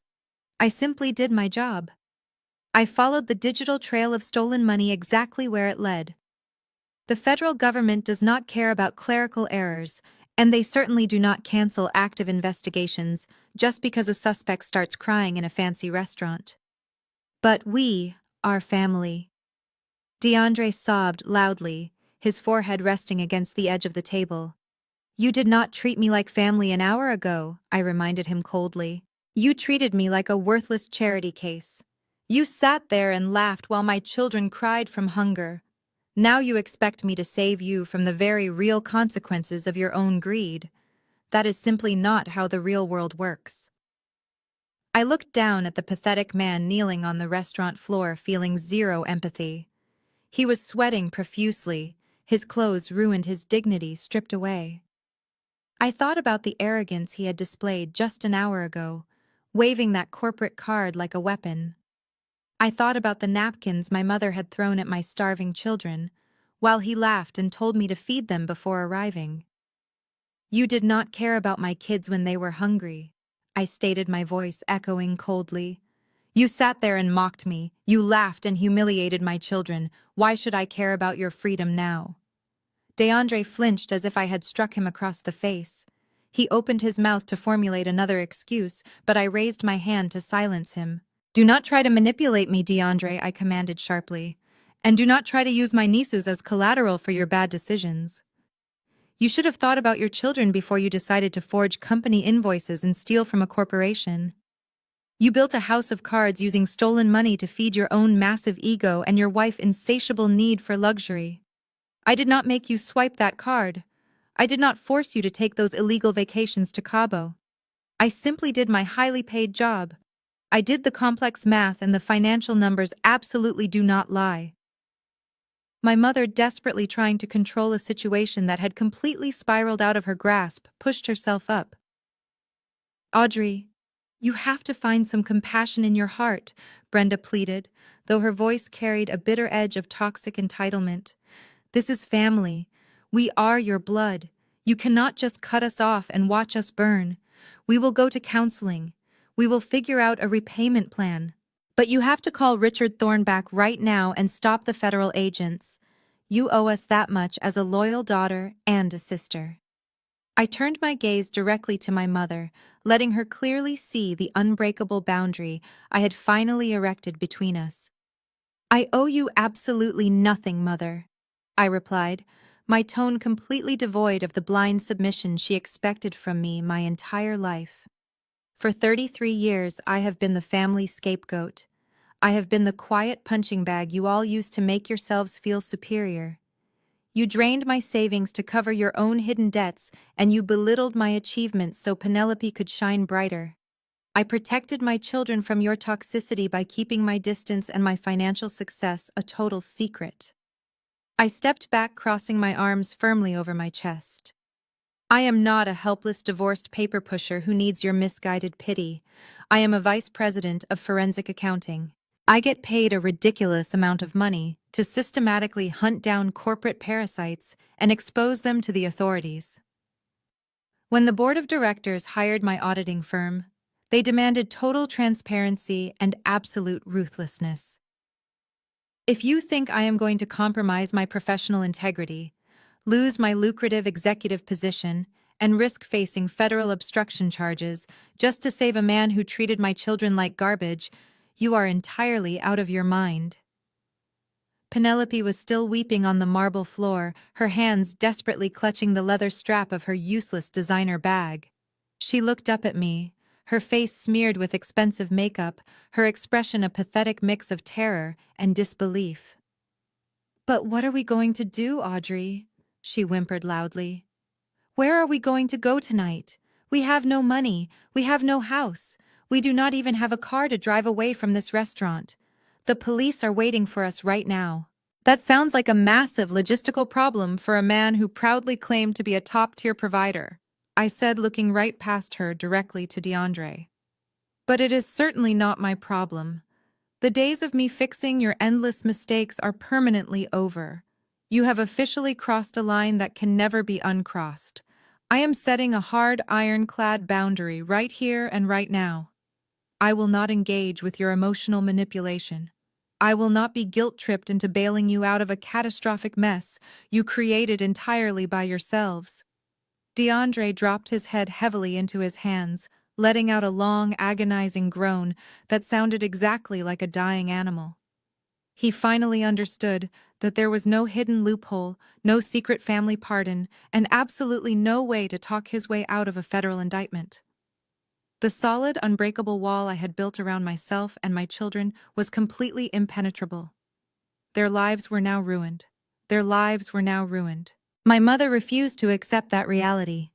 Brenda scrambled out of her chair, her face streaked with a mixture of melted cosmetics and genuine terror. She dropped to her knees right beside him, wrapping her arms protectively around his trembling shoulders, as if she could physically shield him from the consequences of his own actions. "Audrey, listen to me," Brenda wailed, her voice cracking hysterically. "We can fix it. We just need to pay back the corporate deficit. If we give the money back to Apex Industries, Richard Thorne will have to drop the charges. We can make restitution." I looked down at her, raising an eyebrow. "And exactly how do you plan to pay back $150,000, Mother?" "DeAndre accounts are completely frozen by the federal government. Penelope has absolutely no income, and you just admitted you drained your own retirement savings. You are all completely broke." "We will sell the house," Brenda blurted out, her eyes wide and manic as she desperately grasped at straws. "The family house. It is easily worth $500,000. I can list it tomorrow morning. I will call a real estate agent tonight. We will use the equity to pay off the second mortgage, and then we will give the rest directly to DeAndre so he can pay back the company. We will save him, Audrey. We will keep him out of federal prison." Penelope suddenly looked up from the cold floor, a glimmer of desperate hope flashing in her swollen, tear-filled eyes. "Yes, she gasped, nodding frantically. Yes, Mom. We can rebuild. We just need the equity from the house. Watching them actively plot to liquidate my childhood home to save a corporate thief was the absolute pinnacle of their endless toxic entitlement. I let out a low, sharp laugh. It was a cold sound that immediately shattered their brief moment of hope. I reached back into my leather tote bag. My fingers bypassed the silver tablet and grasped a thick, heavy manila envelope. I pulled it out and held it up under the warm glow of the restaurant chandeliers. You are not selling the house, Mother, I said, my voice dripping with absolute authority. Brenda glared at me, her maternal rage briefly overriding her panic. It is my house, Audrey, she snapped defiantly. I make all the financial decisions. I have the deed and I will sell it if I want to. You cannot stop me from saving him. I slowly untwisted the red string securing the heavy manila envelope, savoring every single second of the suspense. I reached inside and pulled out a stack of crisp, legally notarized documents. I tossed the thick packet onto the mahogany table. It landed with a heavy, satisfying thud right next to DeAndre's useless platinum credit cards. Actually, I can stop you, I corrected her smoothly, because it is no longer your house to sell, Mother. Brenda froze. What are you talking about? She whispered, her eyes darting to the legal documents. When I ran the background financial checks for my audit, I found the second mortgage you secretly took out last year, I explained clearly. The one where you illegally forged my signature as a co-signer because your own credit score was completely destroyed. That is a felony, bank fraud. But instead of turning you into the police for identity theft, I decided to handle it privately. Since you missed the last 4 payments and the loan was heading into default, the bank was happy to offload the toxic asset. I paused, letting the heavy silence stretch for maximum impact. I used my yearly executive bonus to buy the debt in its entirety. I fully paid off the bank. I legally own the mortgage now. And since you violated the terms of the loan by defaulting, I officially foreclosed on the property 3 days ago. The deed was legally transferred to my holding company. Brenda let out a choked gasp, clutching her chest as if she could not breathe. You took my home, she whimpered, turning pale. You stole the family home. I did not steal anything from you, I replied coldly. You gambled it all away on a fraudulent son-in-law, and I simply bought it back to protect my own future financial standing. I slid the top piece of paper from the thick stack and handed it directly to my stunned mother. She took it with violently shaking hands. It was a formal document, bearing the seal of the county clerk. That is a formal 30-day eviction notice, I announced loudly, looking down at the 2 broken women kneeling on the restaurant floor. You cannot sell my house, Mother. But you really do need to pack. The sheer finality of that statement hung in the air, thick and suffocating. Penelope stared at the legal document in our mother trembling hands. Her eyes tracked the official county seal, the bold print of the foreclosure, and the undeniable reality of the eviction notice. The last fragile thread tethering her to her delusion of grandeur violently snapped. She was entirely broke. She was effectively homeless. And she was legally bound to a man who was moments away from becoming a convicted federal felon. The quiet, pathetic weeping that had consumed Penelope suddenly stopped. Her tear-soaked face hardened, contorting into a mask of pure, unadulterated rage. She slowly turned her head toward DeAndre, who was still kneeling on the floor, staring blankly at the shattered glass and spilled water. You lied to me, Penelope hissed. Her voice was no longer a shrill cry for help, it was a venomous growl. DeAndre flinched, instinctively pulling back. Penelope, listen to me, he started, but he never got the chance to finish the sentence. Penelope lunged at him. She threw herself across the short distance separating them, her manicured hands curling into fists. She slammed her fists directly into his chest, hitting him with a wild, desperate strength. You ruined my life, she screamed, striking him again and again. You disgusting, pathetic liar. You let me believe we were rich. You let me brag to my friends. You let me buy things with stolen money. You made me a criminal by association. Everyone is going to laugh at me. The whole neighborhood is going to see the police raid our house." She hit him harder, her expensive rings catching the fabric of his silk tie and ripping it. DeAndre tried to put his arms up to shield his face, stumbling backward awkwardly on his knees. "Stop it!" DeAndre yelled, grabbing her wrists to halt the assault. "Penelope, stop hitting me! You are making a scene." "I am making a scene," Penelope shrieked, wrenching her hands free and slapping him hard across the face. The sharp crack echoed through the dining room. "You just got fired on speakerphone for stealing $150,000. You are going to prison. I have absolutely nothing because of you. I married a complete fraud." The physical blow finally shattered DeAndre's own fragile restraint. The groveling, terrified man vanished, replaced by a cornered animal, lashing out at the nearest target. He violently pushed Penelope away.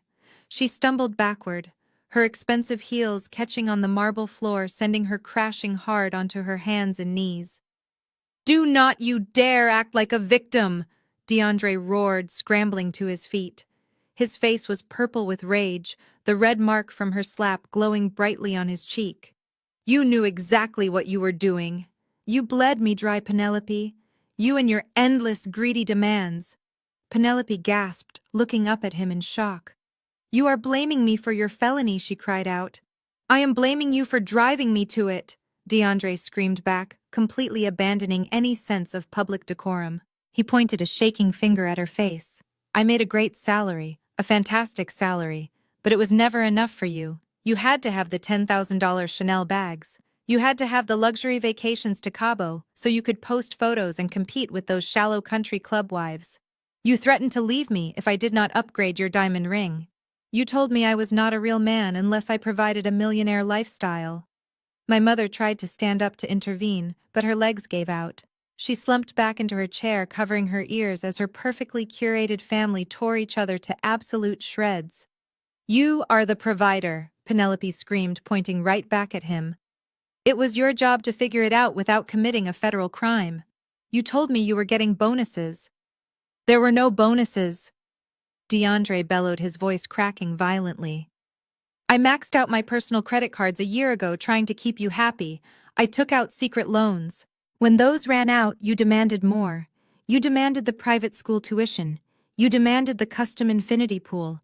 I only manipulated those invoices because I was absolutely terrified of you realizing I was just a regular guy. I stole that money to buy your love because you never loved me. You only loved what I could buy for you." The absolute truth of his words hit Penelope like a physical blow. The ugly, rotten foundation of their marriage was completely exposed under the bright chandeliers of the restaurant. They were not a powerful, wealthy power couple. They were two incredibly toxic, insecure people who had fed off each other greed until it destroyed them both. They continued to scream, hurling vicious insults and airing their darkest secrets. I sat back in my chair, sipping my ice water, watching the sibling war unfold. I did not need to offer a single counter-argument or defend myself anymore. The villains were completely annihilating each other. Penelope lunged forward again, her manicured fingers clawing at the expensive fabric of DeAndre's ruined suit jacket. Her shrieks had reached a deafening pitch that completely overpowered the soft ambient jazz music playing through the restaurant overhead speakers. Diners at the surrounding VIP tables were no longer just discreetly glancing in our direction. They were openly glaring, leaning away from the spectacle of my family tearing themselves apart on the marble floor. A wealthy older couple at the booth next to ours actually stood up, tossing their cloth napkins onto their plates in absolute disgust, and signaled their waiter for an immediate check. The elegant, sophisticated atmosphere of Lumiere had been entirely shattered by the toxic, chaotic reality of the people I had the misfortune of calling my blood relatives. I watched the older couple rush out of the dining room, and I decided the entertainment portion of the evening had officially reached its conclusion. I placed my crystal glass of ice water carefully back onto the mahogany table. The sharp clink of the glass against the wood was soft, but in my mind it signaled the absolute end of their reign of terror over my life. I raised my right hand slightly in the air and snapped my fingers. It was a single sharp sound, but it carried an immense weight of corporate authority. Vincent, the general manager, who had been hovering nervously near the kitchen doors, immediately sprang into action. He did not come alone. 4 large, incredibly intimidating restaurant security guards marched swiftly behind him. They were not standard bouncers. They were highly trained professionals dressed in immaculate black suits with discreet coiled earpieces, employed specifically by the parent hospitality group to handle high-profile security threats. Because I was the vice president of that exact parent company, the guards moved with a rapid, unquestioning military precision. They bypassed the horrified diners and surrounded our table in a tight, impenetrable formation. Vincent stepped forward, bowing his head slightly toward me. "Madam Vice President," he said, his voice loud enough to cut through Penelope, hysterical sobbing. "How would you like us to handle this disturbance?" I did not stand up. I simply leaned back in my chair, crossing my legs, and gestured casually toward the 3 pathetic figures groveling around my table. "These people are no longer welcome in this establishment, Vincent," I said, keeping my tone perfectly conversational, but laced with absolute steel.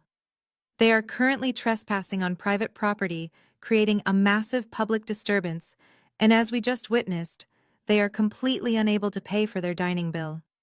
Please escort them out immediately." My mother had snapped up so fast I thought she might injure her neck. "Audrey," she gasped, her eyes wide with a fresh wave of sheer terror. "You cannot be serious. You cannot throw your own mother out onto the street like a common criminal. People are watching us. The country club ladies dine here every weekend. If they see me being dragged out by security, my social standing will be permanently destroyed. I will be ruined." I looked right through her, feeling absolutely nothing. "You ruined yourself, Mother," I replied coldly. "Security removed them from my sight." The 4 massive security guards did not hesitate for a single second. They stepped forward simultaneously. 2 of the guards reached down and grabbed DeAndre by his upper arms. DeAndre tried to instinctively pull away his shattered ego, attempting one last pathetic display of physical resistance. "Get your hands off me," he snarled, trying to shake off the strong grip of the men holding him. "I am a regional director. You cannot treat me like this." But the guards simply tightened their hold, lifting his entire body off the floor with effortless, terrifying strength. The pathetic fight drained out of him instantly as he realized he was completely powerless against them. The 3rd guard approached Penelope, who was still kneeling on the marble floor, clutching her empty Chanel bag to her chest like a useless life preserver. "Come along right now, Mom," the guard said firmly, gripping her elbow and hauling her roughly to her feet. Penelope did not even try to fight him. She just hung her head, sobbing loudly, her expensive mascara smudged into dark, ugly circles around her eyes. The final guard stepped behind my mother's chair. Brenda gripped the wooden armrests, refusing to stand, shaking her head in total denial of the situation. "Ma'am, you need to vacate the premises right now," the guard ordered, his voice echoing with absolute authority across the room. "Do not make me physically lift you out of that chair in front of everyone who is currently dining here this evening. It is time to leave immediately." My mother stared up at the massive security guard, her mouth opening and closing in stunned silence. She looked around the VIP room, searching desperately for a sympathetic face, an ally, anyone who would intervene and save her from this ultimate degradation. But there was absolutely no one. The wealthy patrons of Lumiere, the very people whose approval she had spent her entire life chasing, stared back at her with expressions of pure disgust. Realizing that the guard was entirely prepared to drag her out by her arms, Brenda slowly pushed herself up from the chair. Her legs trembled so violently that she had to grip the edge of the mahogany table just to steady herself. "Move along," the guard commanded, gesturing toward the main exit with a firm sweep of his hand. The procession of shame officially began. The 4 security guards formed a tight perimeter around my disgraced family, marching them away from my table and directly through the center of the crowded dining room. It was a long, agonizing walk. Lumiere was designed with an open concept floor plan, meaning every single table had a perfect view of the spectacle. The soft ambient jazz seemed to fade completely into the background, replaced by the sharp rhythmic thud of the security guards' heavy footsteps against the marble floor. As they were paraded past the velvet booths and crystal chandeliers, the social annihilation I had promised them became a brutal reality. Several patrons at the surrounding tables did not just watch. They actively reached into their expensive purses and suit jackets to pull out their smartphones. The bright flashes of camera lights began to pop across the dimly lit room. People were recording the entire meltdown. The elite socialites my mother and sister desperately worshipped were now capturing their lowest moment to share on social media platforms. Penelope realized exactly what was happening. She let out a mortified gasp and immediately raised her Chanel bag, pressing the quilted leather tightly against her tear-stained face to hide her identity from the glowing camera lenses. It was a poetic, pathetic image. She was using a luxury handbag purchased with stolen corporate funds as a desperate shield to protect whatever tiny shred of dignity she believed she had left. But the expensive bag offered absolutely no protection. Everyone in the dining room already knew exactly who she was. They had heard her screaming about losing her house and her status. Her fake wealthy facade was permanently shattered, captured in high-definition video from multiple angles. DeAndre did not even try to hide his face. The aggressive, boastful executive who had demanded the waiter run his platinum cards was entirely gone. He walked with his head hung low, his shoulders slumped forward in total defeat. His expensive silk tie was torn and hanging loosely around his neck. The front of his custom-tailored dress shirt was completely soaked with the ice water he had spilled during his panic attack. He dragged his feet across the marble, looking exactly like a convicted prisoner taking his final walk toward the gallows. He knew the people recording him were likely industry executives, venture capitalists, and corporate heavyweights who would ensure he never worked in a respectable office ever again. Brenda walked behind him, her face flushed a dark, humiliating crimson. She kept her eyes glued to the floor, terrified to make eye contact with the country club ladies sitting near the front of the restaurant. I watched her pass the hostess stand, her shoulders shaking with silent sobs. She had sacrificed my childhood, my finances, and my emotional well-being to maintain the illusion of a perfect family. Now that illusion was being forcefully marched out the front doors for the entire city to see. The heavy glass doors of the restaurant swung open, pushed wide by the leading security guard. A blast of cool night air rushed into the lobby. The guards did not simply ask them to step outside. They physically guided DeAndre, Penelope, and my mother out onto the concrete pavement of the valet drop-off zone. The wealthy diners sitting near the windows watched intently as my family stumbled onto the sidewalk, completely disoriented and entirely broke. The security guards immediately stepped back inside and pulled the heavy glass doors shut, locking them with a loud, definitive click. Just like that, the trash was out. Inside the dining room, a brief, stunned silence lingered for a few seconds. Then slowly, the low murmur of conversation resumed. Crystal glasses clinked. I remained sitting perfectly still at my table, taking a deep breath, finally feeling incredibly light and completely free. The nightmare was over. I looked at my two beautiful children who were completely unaware of the absolute chaos that had just unfolded. The nightmare was over. I looked at my two beautiful children who were completely unaware of the absolute chaos that had just unfolded. Leah was entirely focused on a small puzzle game on my phone, and Mia was quietly coloring on the back of a paper coaster with a crayon I kept in my purse. They had been insulated from the worst of the screaming by the sheer size of the dining room and their own innocent distractions. The faint muffled sound of Penelope still wailing on the sidewalk outside quickly faded into nothingness as the heavy glass doors sealed shut. The sophisticated ambiance of Lumiere smoothly reasserted itself. The soft jazz music swelled slightly, filling the tense void left behind by my family, and the surrounding patrons returned to their own conversations. At that exact moment, the heavy mahogany doors leading to the kitchen swung open. Mateo emerged carrying a massive gleaming silver platter balanced perfectly on his shoulder. He was followed closely by a junior server, pushing a small table-side cart. The rich, intoxicating aroma of roasted garlic brown butter and perfectly seared beef preceded them, cutting through the lingering tension at our table.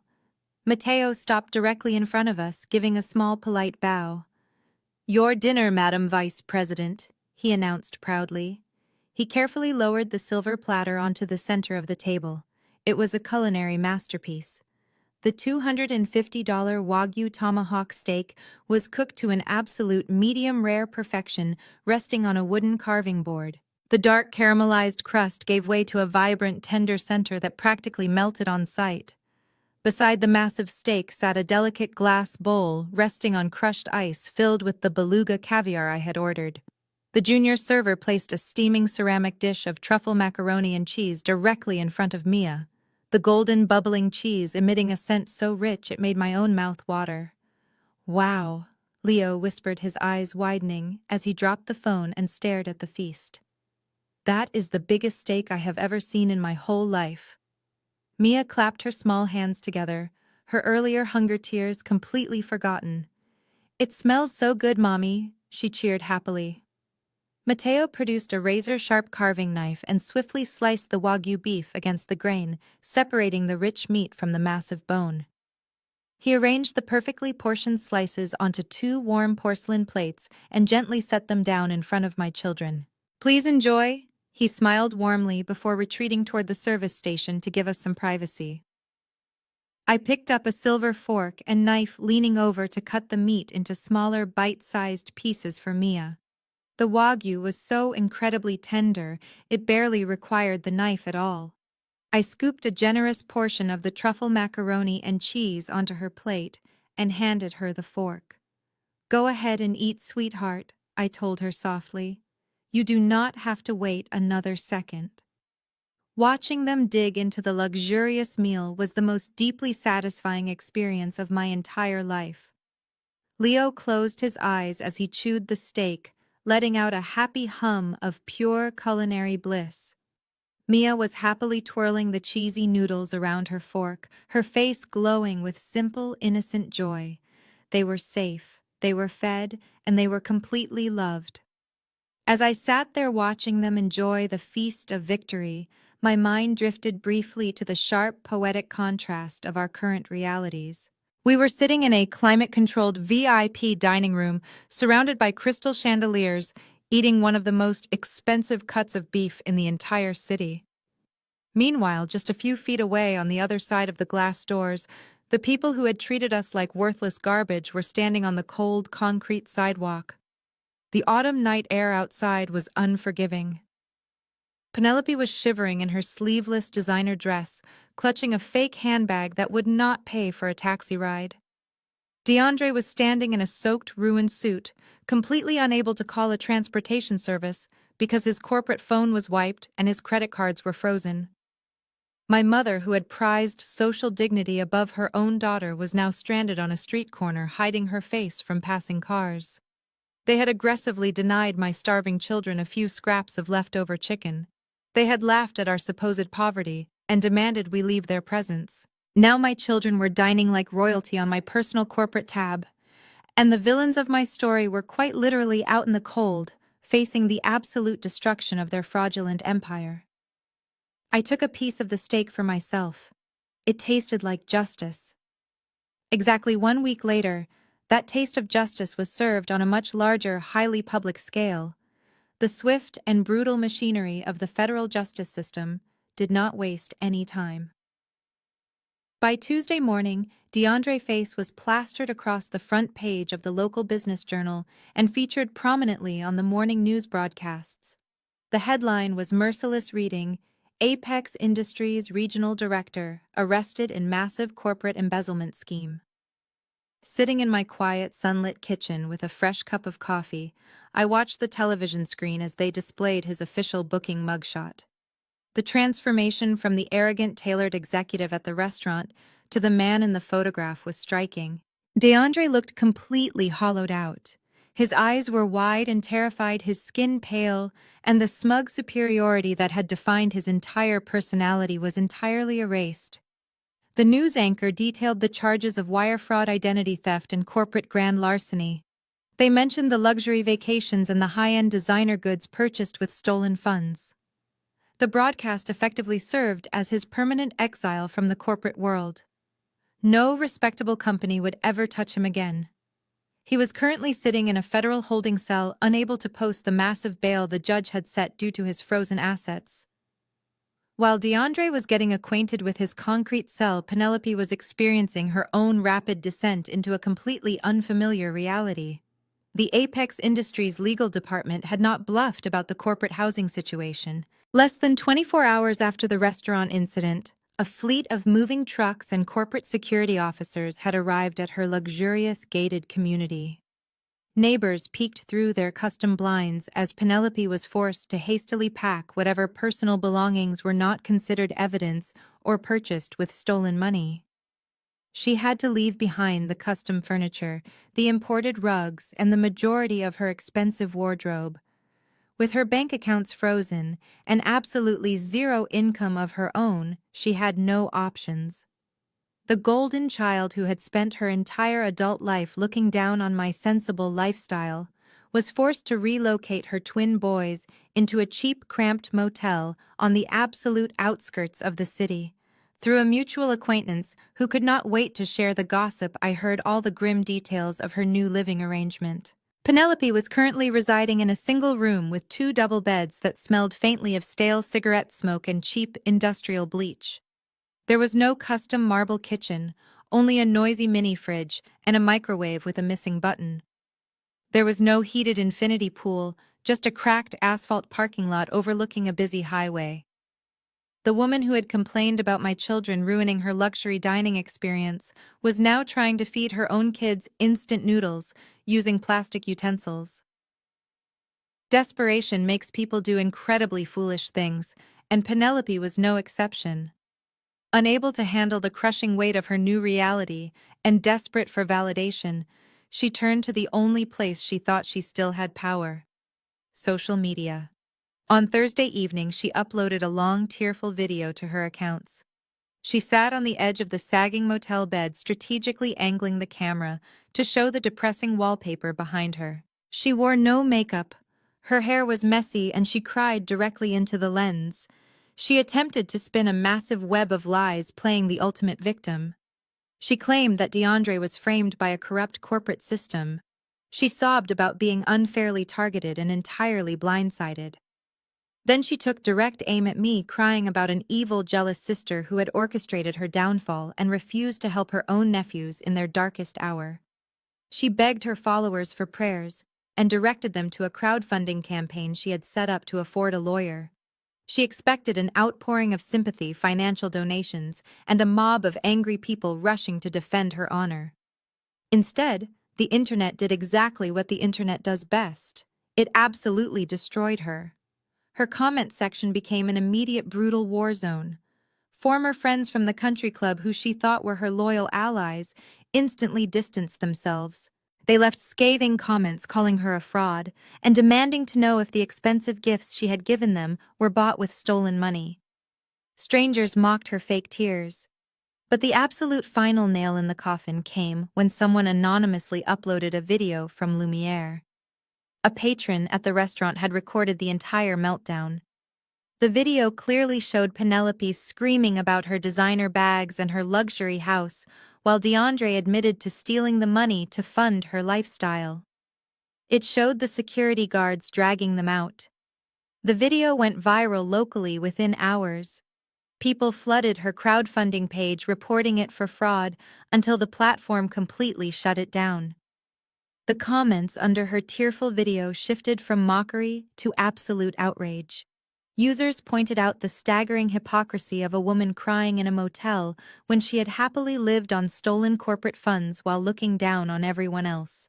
Penelope had tried to manipulate the public narrative, but she only managed to amplify her own absolute humiliation. She was forced to delete her social media accounts entirely, silencing the golden child once and for all. While Penelope was busy destroying whatever remained of her dignity on social media, my mother was experiencing a much quieter but equally devastating social execution. Brenda's entire existence revolved around her perceived status among the affluent women of the local country club. These were women who judged each other based on the zip codes of their homes, the brands of their luxury vehicles, and the professional success of their sons-in-law. For years, Brenda had paraded DeAndre's success around the clubhouse like a trophy, using his forged wealth to secure her position at the top of the social hierarchy. She had hosted lavish luncheons funded by my stolen savings and bragged endlessly about Penelope's perfect marriage. When the local business journal published DeAndre mugshot, the news spread through the country club faster than a wildfire. But the final lethal blow to Brenda's social standing was the viral video from Lumiere. The country club ladies watched in high definition as the woman who constantly preached about elegance and etiquette was physically escorted out of a five-star restaurant by security guards because her family could not afford to pay for a chicken dinner. The social excommunication was immediate and absolute. On Wednesday afternoon, Brenda attempted to attend her weekly bridge club meeting, desperately hoping she could spin the situation and play the victim. She put on her best designer outfit, applied her makeup meticulously, and walked into the clubhouse dining room with her head held high. She did not even make it to her usual table. The club president, a formidable woman named Eleanor, who had never particularly liked my mother, intercepted her near the entrance. Eleanor did not raise her voice, but her tone was sharp enough to cut glass. "Brenda," Eleanor said, looking my mother up and down with barely concealed disgust. "I think it would be best if you left. The board convened this morning. Your membership has been suspended indefinitely pending a formal review regarding conduct unbecoming of a club member. We simply cannot have someone associated with federal wire fraud and public disturbances dining in our establishment." Brenda tried to argue, her face flushing crimson, but Eleanor simply turned her back and walked away. The other women in the dining room actively averted their eyes, pretending to be deeply engrossed in their salads and iced teas. No one offered a word of support. No one rushed to her defense. My mother was officially a social pariah, cast out of the only world she actually cared about. Her downfall did not stop at the country club doors. The 30-day eviction notice I had handed her in the restaurant was not a bluff, and my legal team moved with ruthless efficiency. With her retirement savings completely gone and her social network entirely severed, Brenda had absolutely nowhere to go. She could not afford to rent an apartment in her preferred zip code, and she certainly could not swallow her pride enough to ask her former friends for a loan.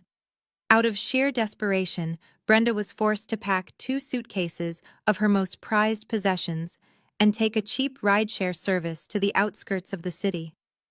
She arrived at the depressing, cramped motel where Penelope was currently residing. The reunion between the toxic mother and her fallen golden child was anything but heartwarming. When Brenda knocked on the peeling door of room 212, Penelope did not welcome her with open arms. The small motel room was already suffocatingly crowded with 2 restless young boys, a noisy mini-fridge and luggage piled in the corners. Penelope was exhausted, humiliated from her social media disaster, and furious at the world. "You have to sleep on the floor," Penelope snapped as Brenda dragged her heavy suitcases into the room. "The boys are sharing one bed, and I am taking the other." "I told you not to come here, Mom. There is no room. I am your mother." "Penelope." Brenda shrieked back, her own frayed nerves finally snapping. "I took out a second mortgage to save your criminal husband, and this is how you treat me. I lost my house because of you. I lost my country club membership because of you." The tiny motel room instantly became a pressure cooker of toxic resentment. The 2 women who had spent their entire lives bonding over their shared superiority and mutual disdain for me were now trapped together in a squalid, depressing reality of their own making. Without my financial support to act as a buffer, and without DeAndre's stolen money to fund their illusions, their relationship rapidly deteriorated. The golden child blamed her mother for taking the house from me and getting caught. The toxic mother blamed her daughter for driving DeAndre to steal in the first place. They fought constantly, screaming at each other over the noise of the highway traffic outside their single window. They were completely broke, entirely isolated, and utterly miserable. They had finally been forced to face the exact ugly reflection of their own character, and they absolutely hated what they saw. The poetic justice of their situation was almost too perfect to put into words. The poetic justice of their situation was almost too perfect to put into words.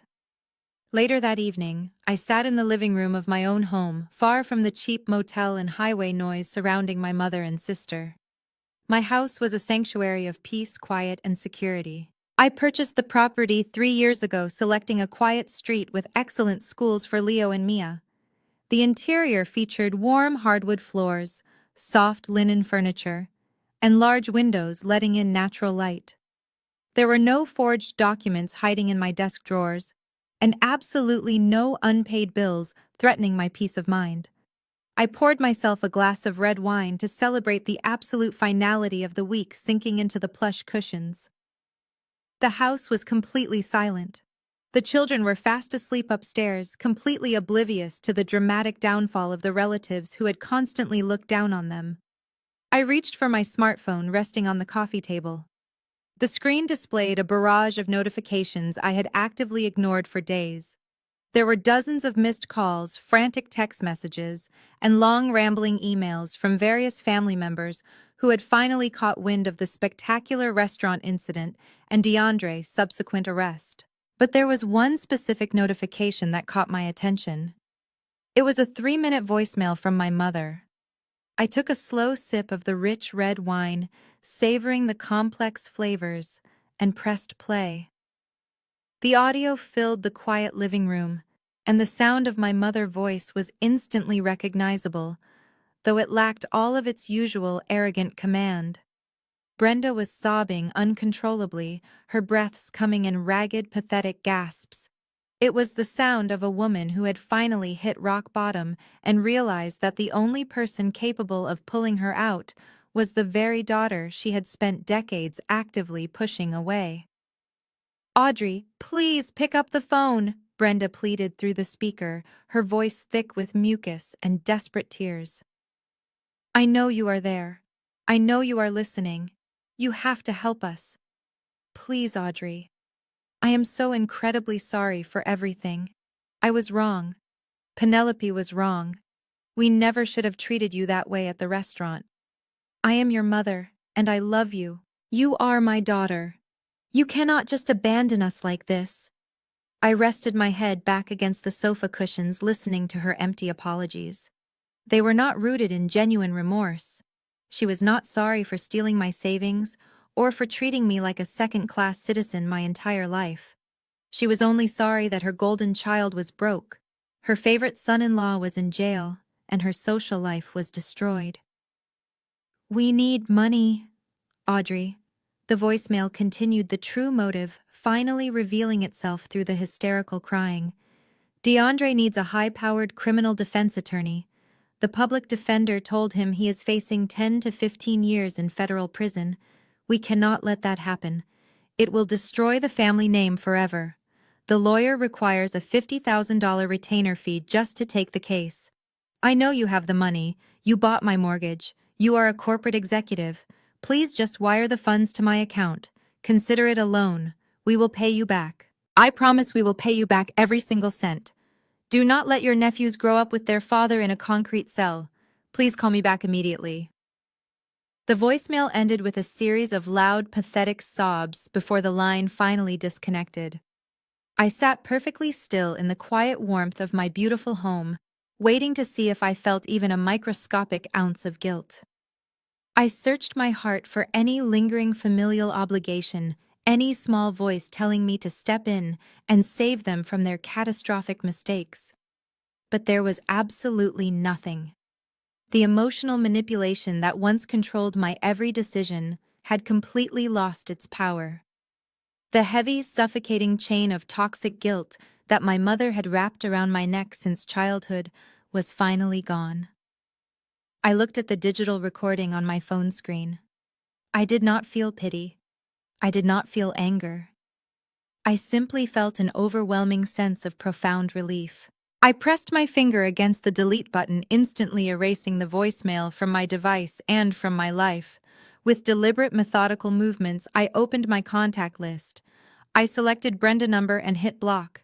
I selected Penelope number and hit block. I blocked DeAndre along with every other toxic relative who had enabled their behavior over the years. The digital barriers were instantly erected. The toxic cord was permanently severed.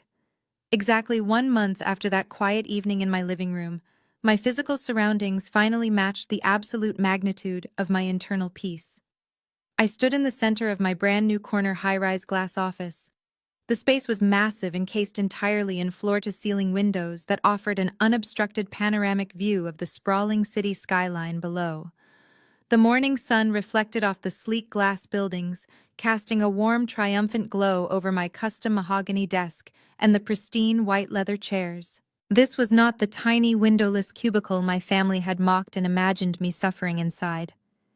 This was the executive suite, the absolute summit of the corporate mountain. The heavy wooden door to my office opened with a soft click. Richard Thorne, the chief executive officer of Apex Industries, walked into the room. It was the first time I had interacted with him in person since the night his furious voice echoed through the VIP dining room over a dropped speakerphone. In person, Richard was an imposing figure, a man who commanded immediate respect, but as he approached me, his demeanor was one of total professional admiration. He extended his hand. I reached out and shook it firmly. Audrey, Richard said, a genuine smile breaking across his sharp features. The board of directors finalized the paperwork this morning. It is completely official. The forensic audit you delivered was flawless, but your ability to handle the resulting fallout with such absolute precision and total discretion is what truly impressed us. You excised a massive tumor from our regional division before it could metastasize into a public relations catastrophe. You saved this company millions of dollars in future losses and exposed a security flaw we desperately needed to close. I offered a polite nod. I simply did my job, Richard. The numbers told a very clear story, and I made sure you had the entire narrative without any emotional interference. You did far more than that, he countered smoothly, releasing my hand. Which is exactly why the board was entirely unanimous in their decision. Congratulations, Audrey. Effective immediately, you are the new Chief Financial Officer of Apex Industries. The title hung in the air, a massive validation of every single sacrifice I had made over the past 3 years. Chief Financial Officer. I was no longer just the vice president of a subsidiary hospitality group tracking missing funds. I was now holding the financial reins of the entire multi-billion-dollar global conglomerate. I thanked him, and we spent a few minutes discussing the upcoming quarterly projections before he excused himself to prepare for an afternoon press conference. When the heavy door clicked shut behind him, leaving me completely alone in the massive glass suite, I walked over to the edge of the windows. I placed my hands lightly against the cool glass and looked down at the bustling city streets far below. The cars looked like tiny metal ants, the pedestrians just insignificant specks moving through the urban grid. I allowed myself a long, deep moment of reflection. The journey to this exact spot had been paved with a lifetime of silent endurance. For 33 years, I had played the role assigned to me by a deeply toxic family. I had been the scapegoat, the financial safety net they happily drained, the quiet punching bag they used to elevate their own pathetic self-esteem. I endured my mother draining my savings, Penelope flaunting her unearned luxury, and DeAndre treating my children like inconvenient burdens. When my ex-husband tried to destroy me in family court, I learned the crucial power of absolute silence. I learned that the greatest weapon you can wield against greedy, arrogant people is to let them underestimate you completely. I hid my promotions. I drove a sensible car. I wore discount clothes. I let them mock my supposed poverty while I quietly built an impenetrable fortress of wealth and power right beneath their noses. They built their entire lives on a fragile illusion of superiority, funded by stolen money and blatant lies. When the illusion finally shattered, they had absolutely nothing left to catch them. They were currently rotting in a cheap motel and sitting in a federal holding cell because they believed they were invincible. They believed they could treat people like garbage without ever facing a single consequence. I looked out at the skyline, a cold, satisfied smile slowly spreading across my face. My mind drifted back to that incredibly tense night at Lumiere. I pictured DeAndre sitting there with his arrogant smirk waving his stolen corporate card. I pictured Penelope rolling her eyes clutching her fake Chanel bag. I pictured my mother tossing a cheap paper napkin across the mahogany table telling my hungry children to wait. They told me my kids could eat when we got home. They were right. But they did not realize that while they were splitting a $99 chicken, I owned the whole slaughterhouse.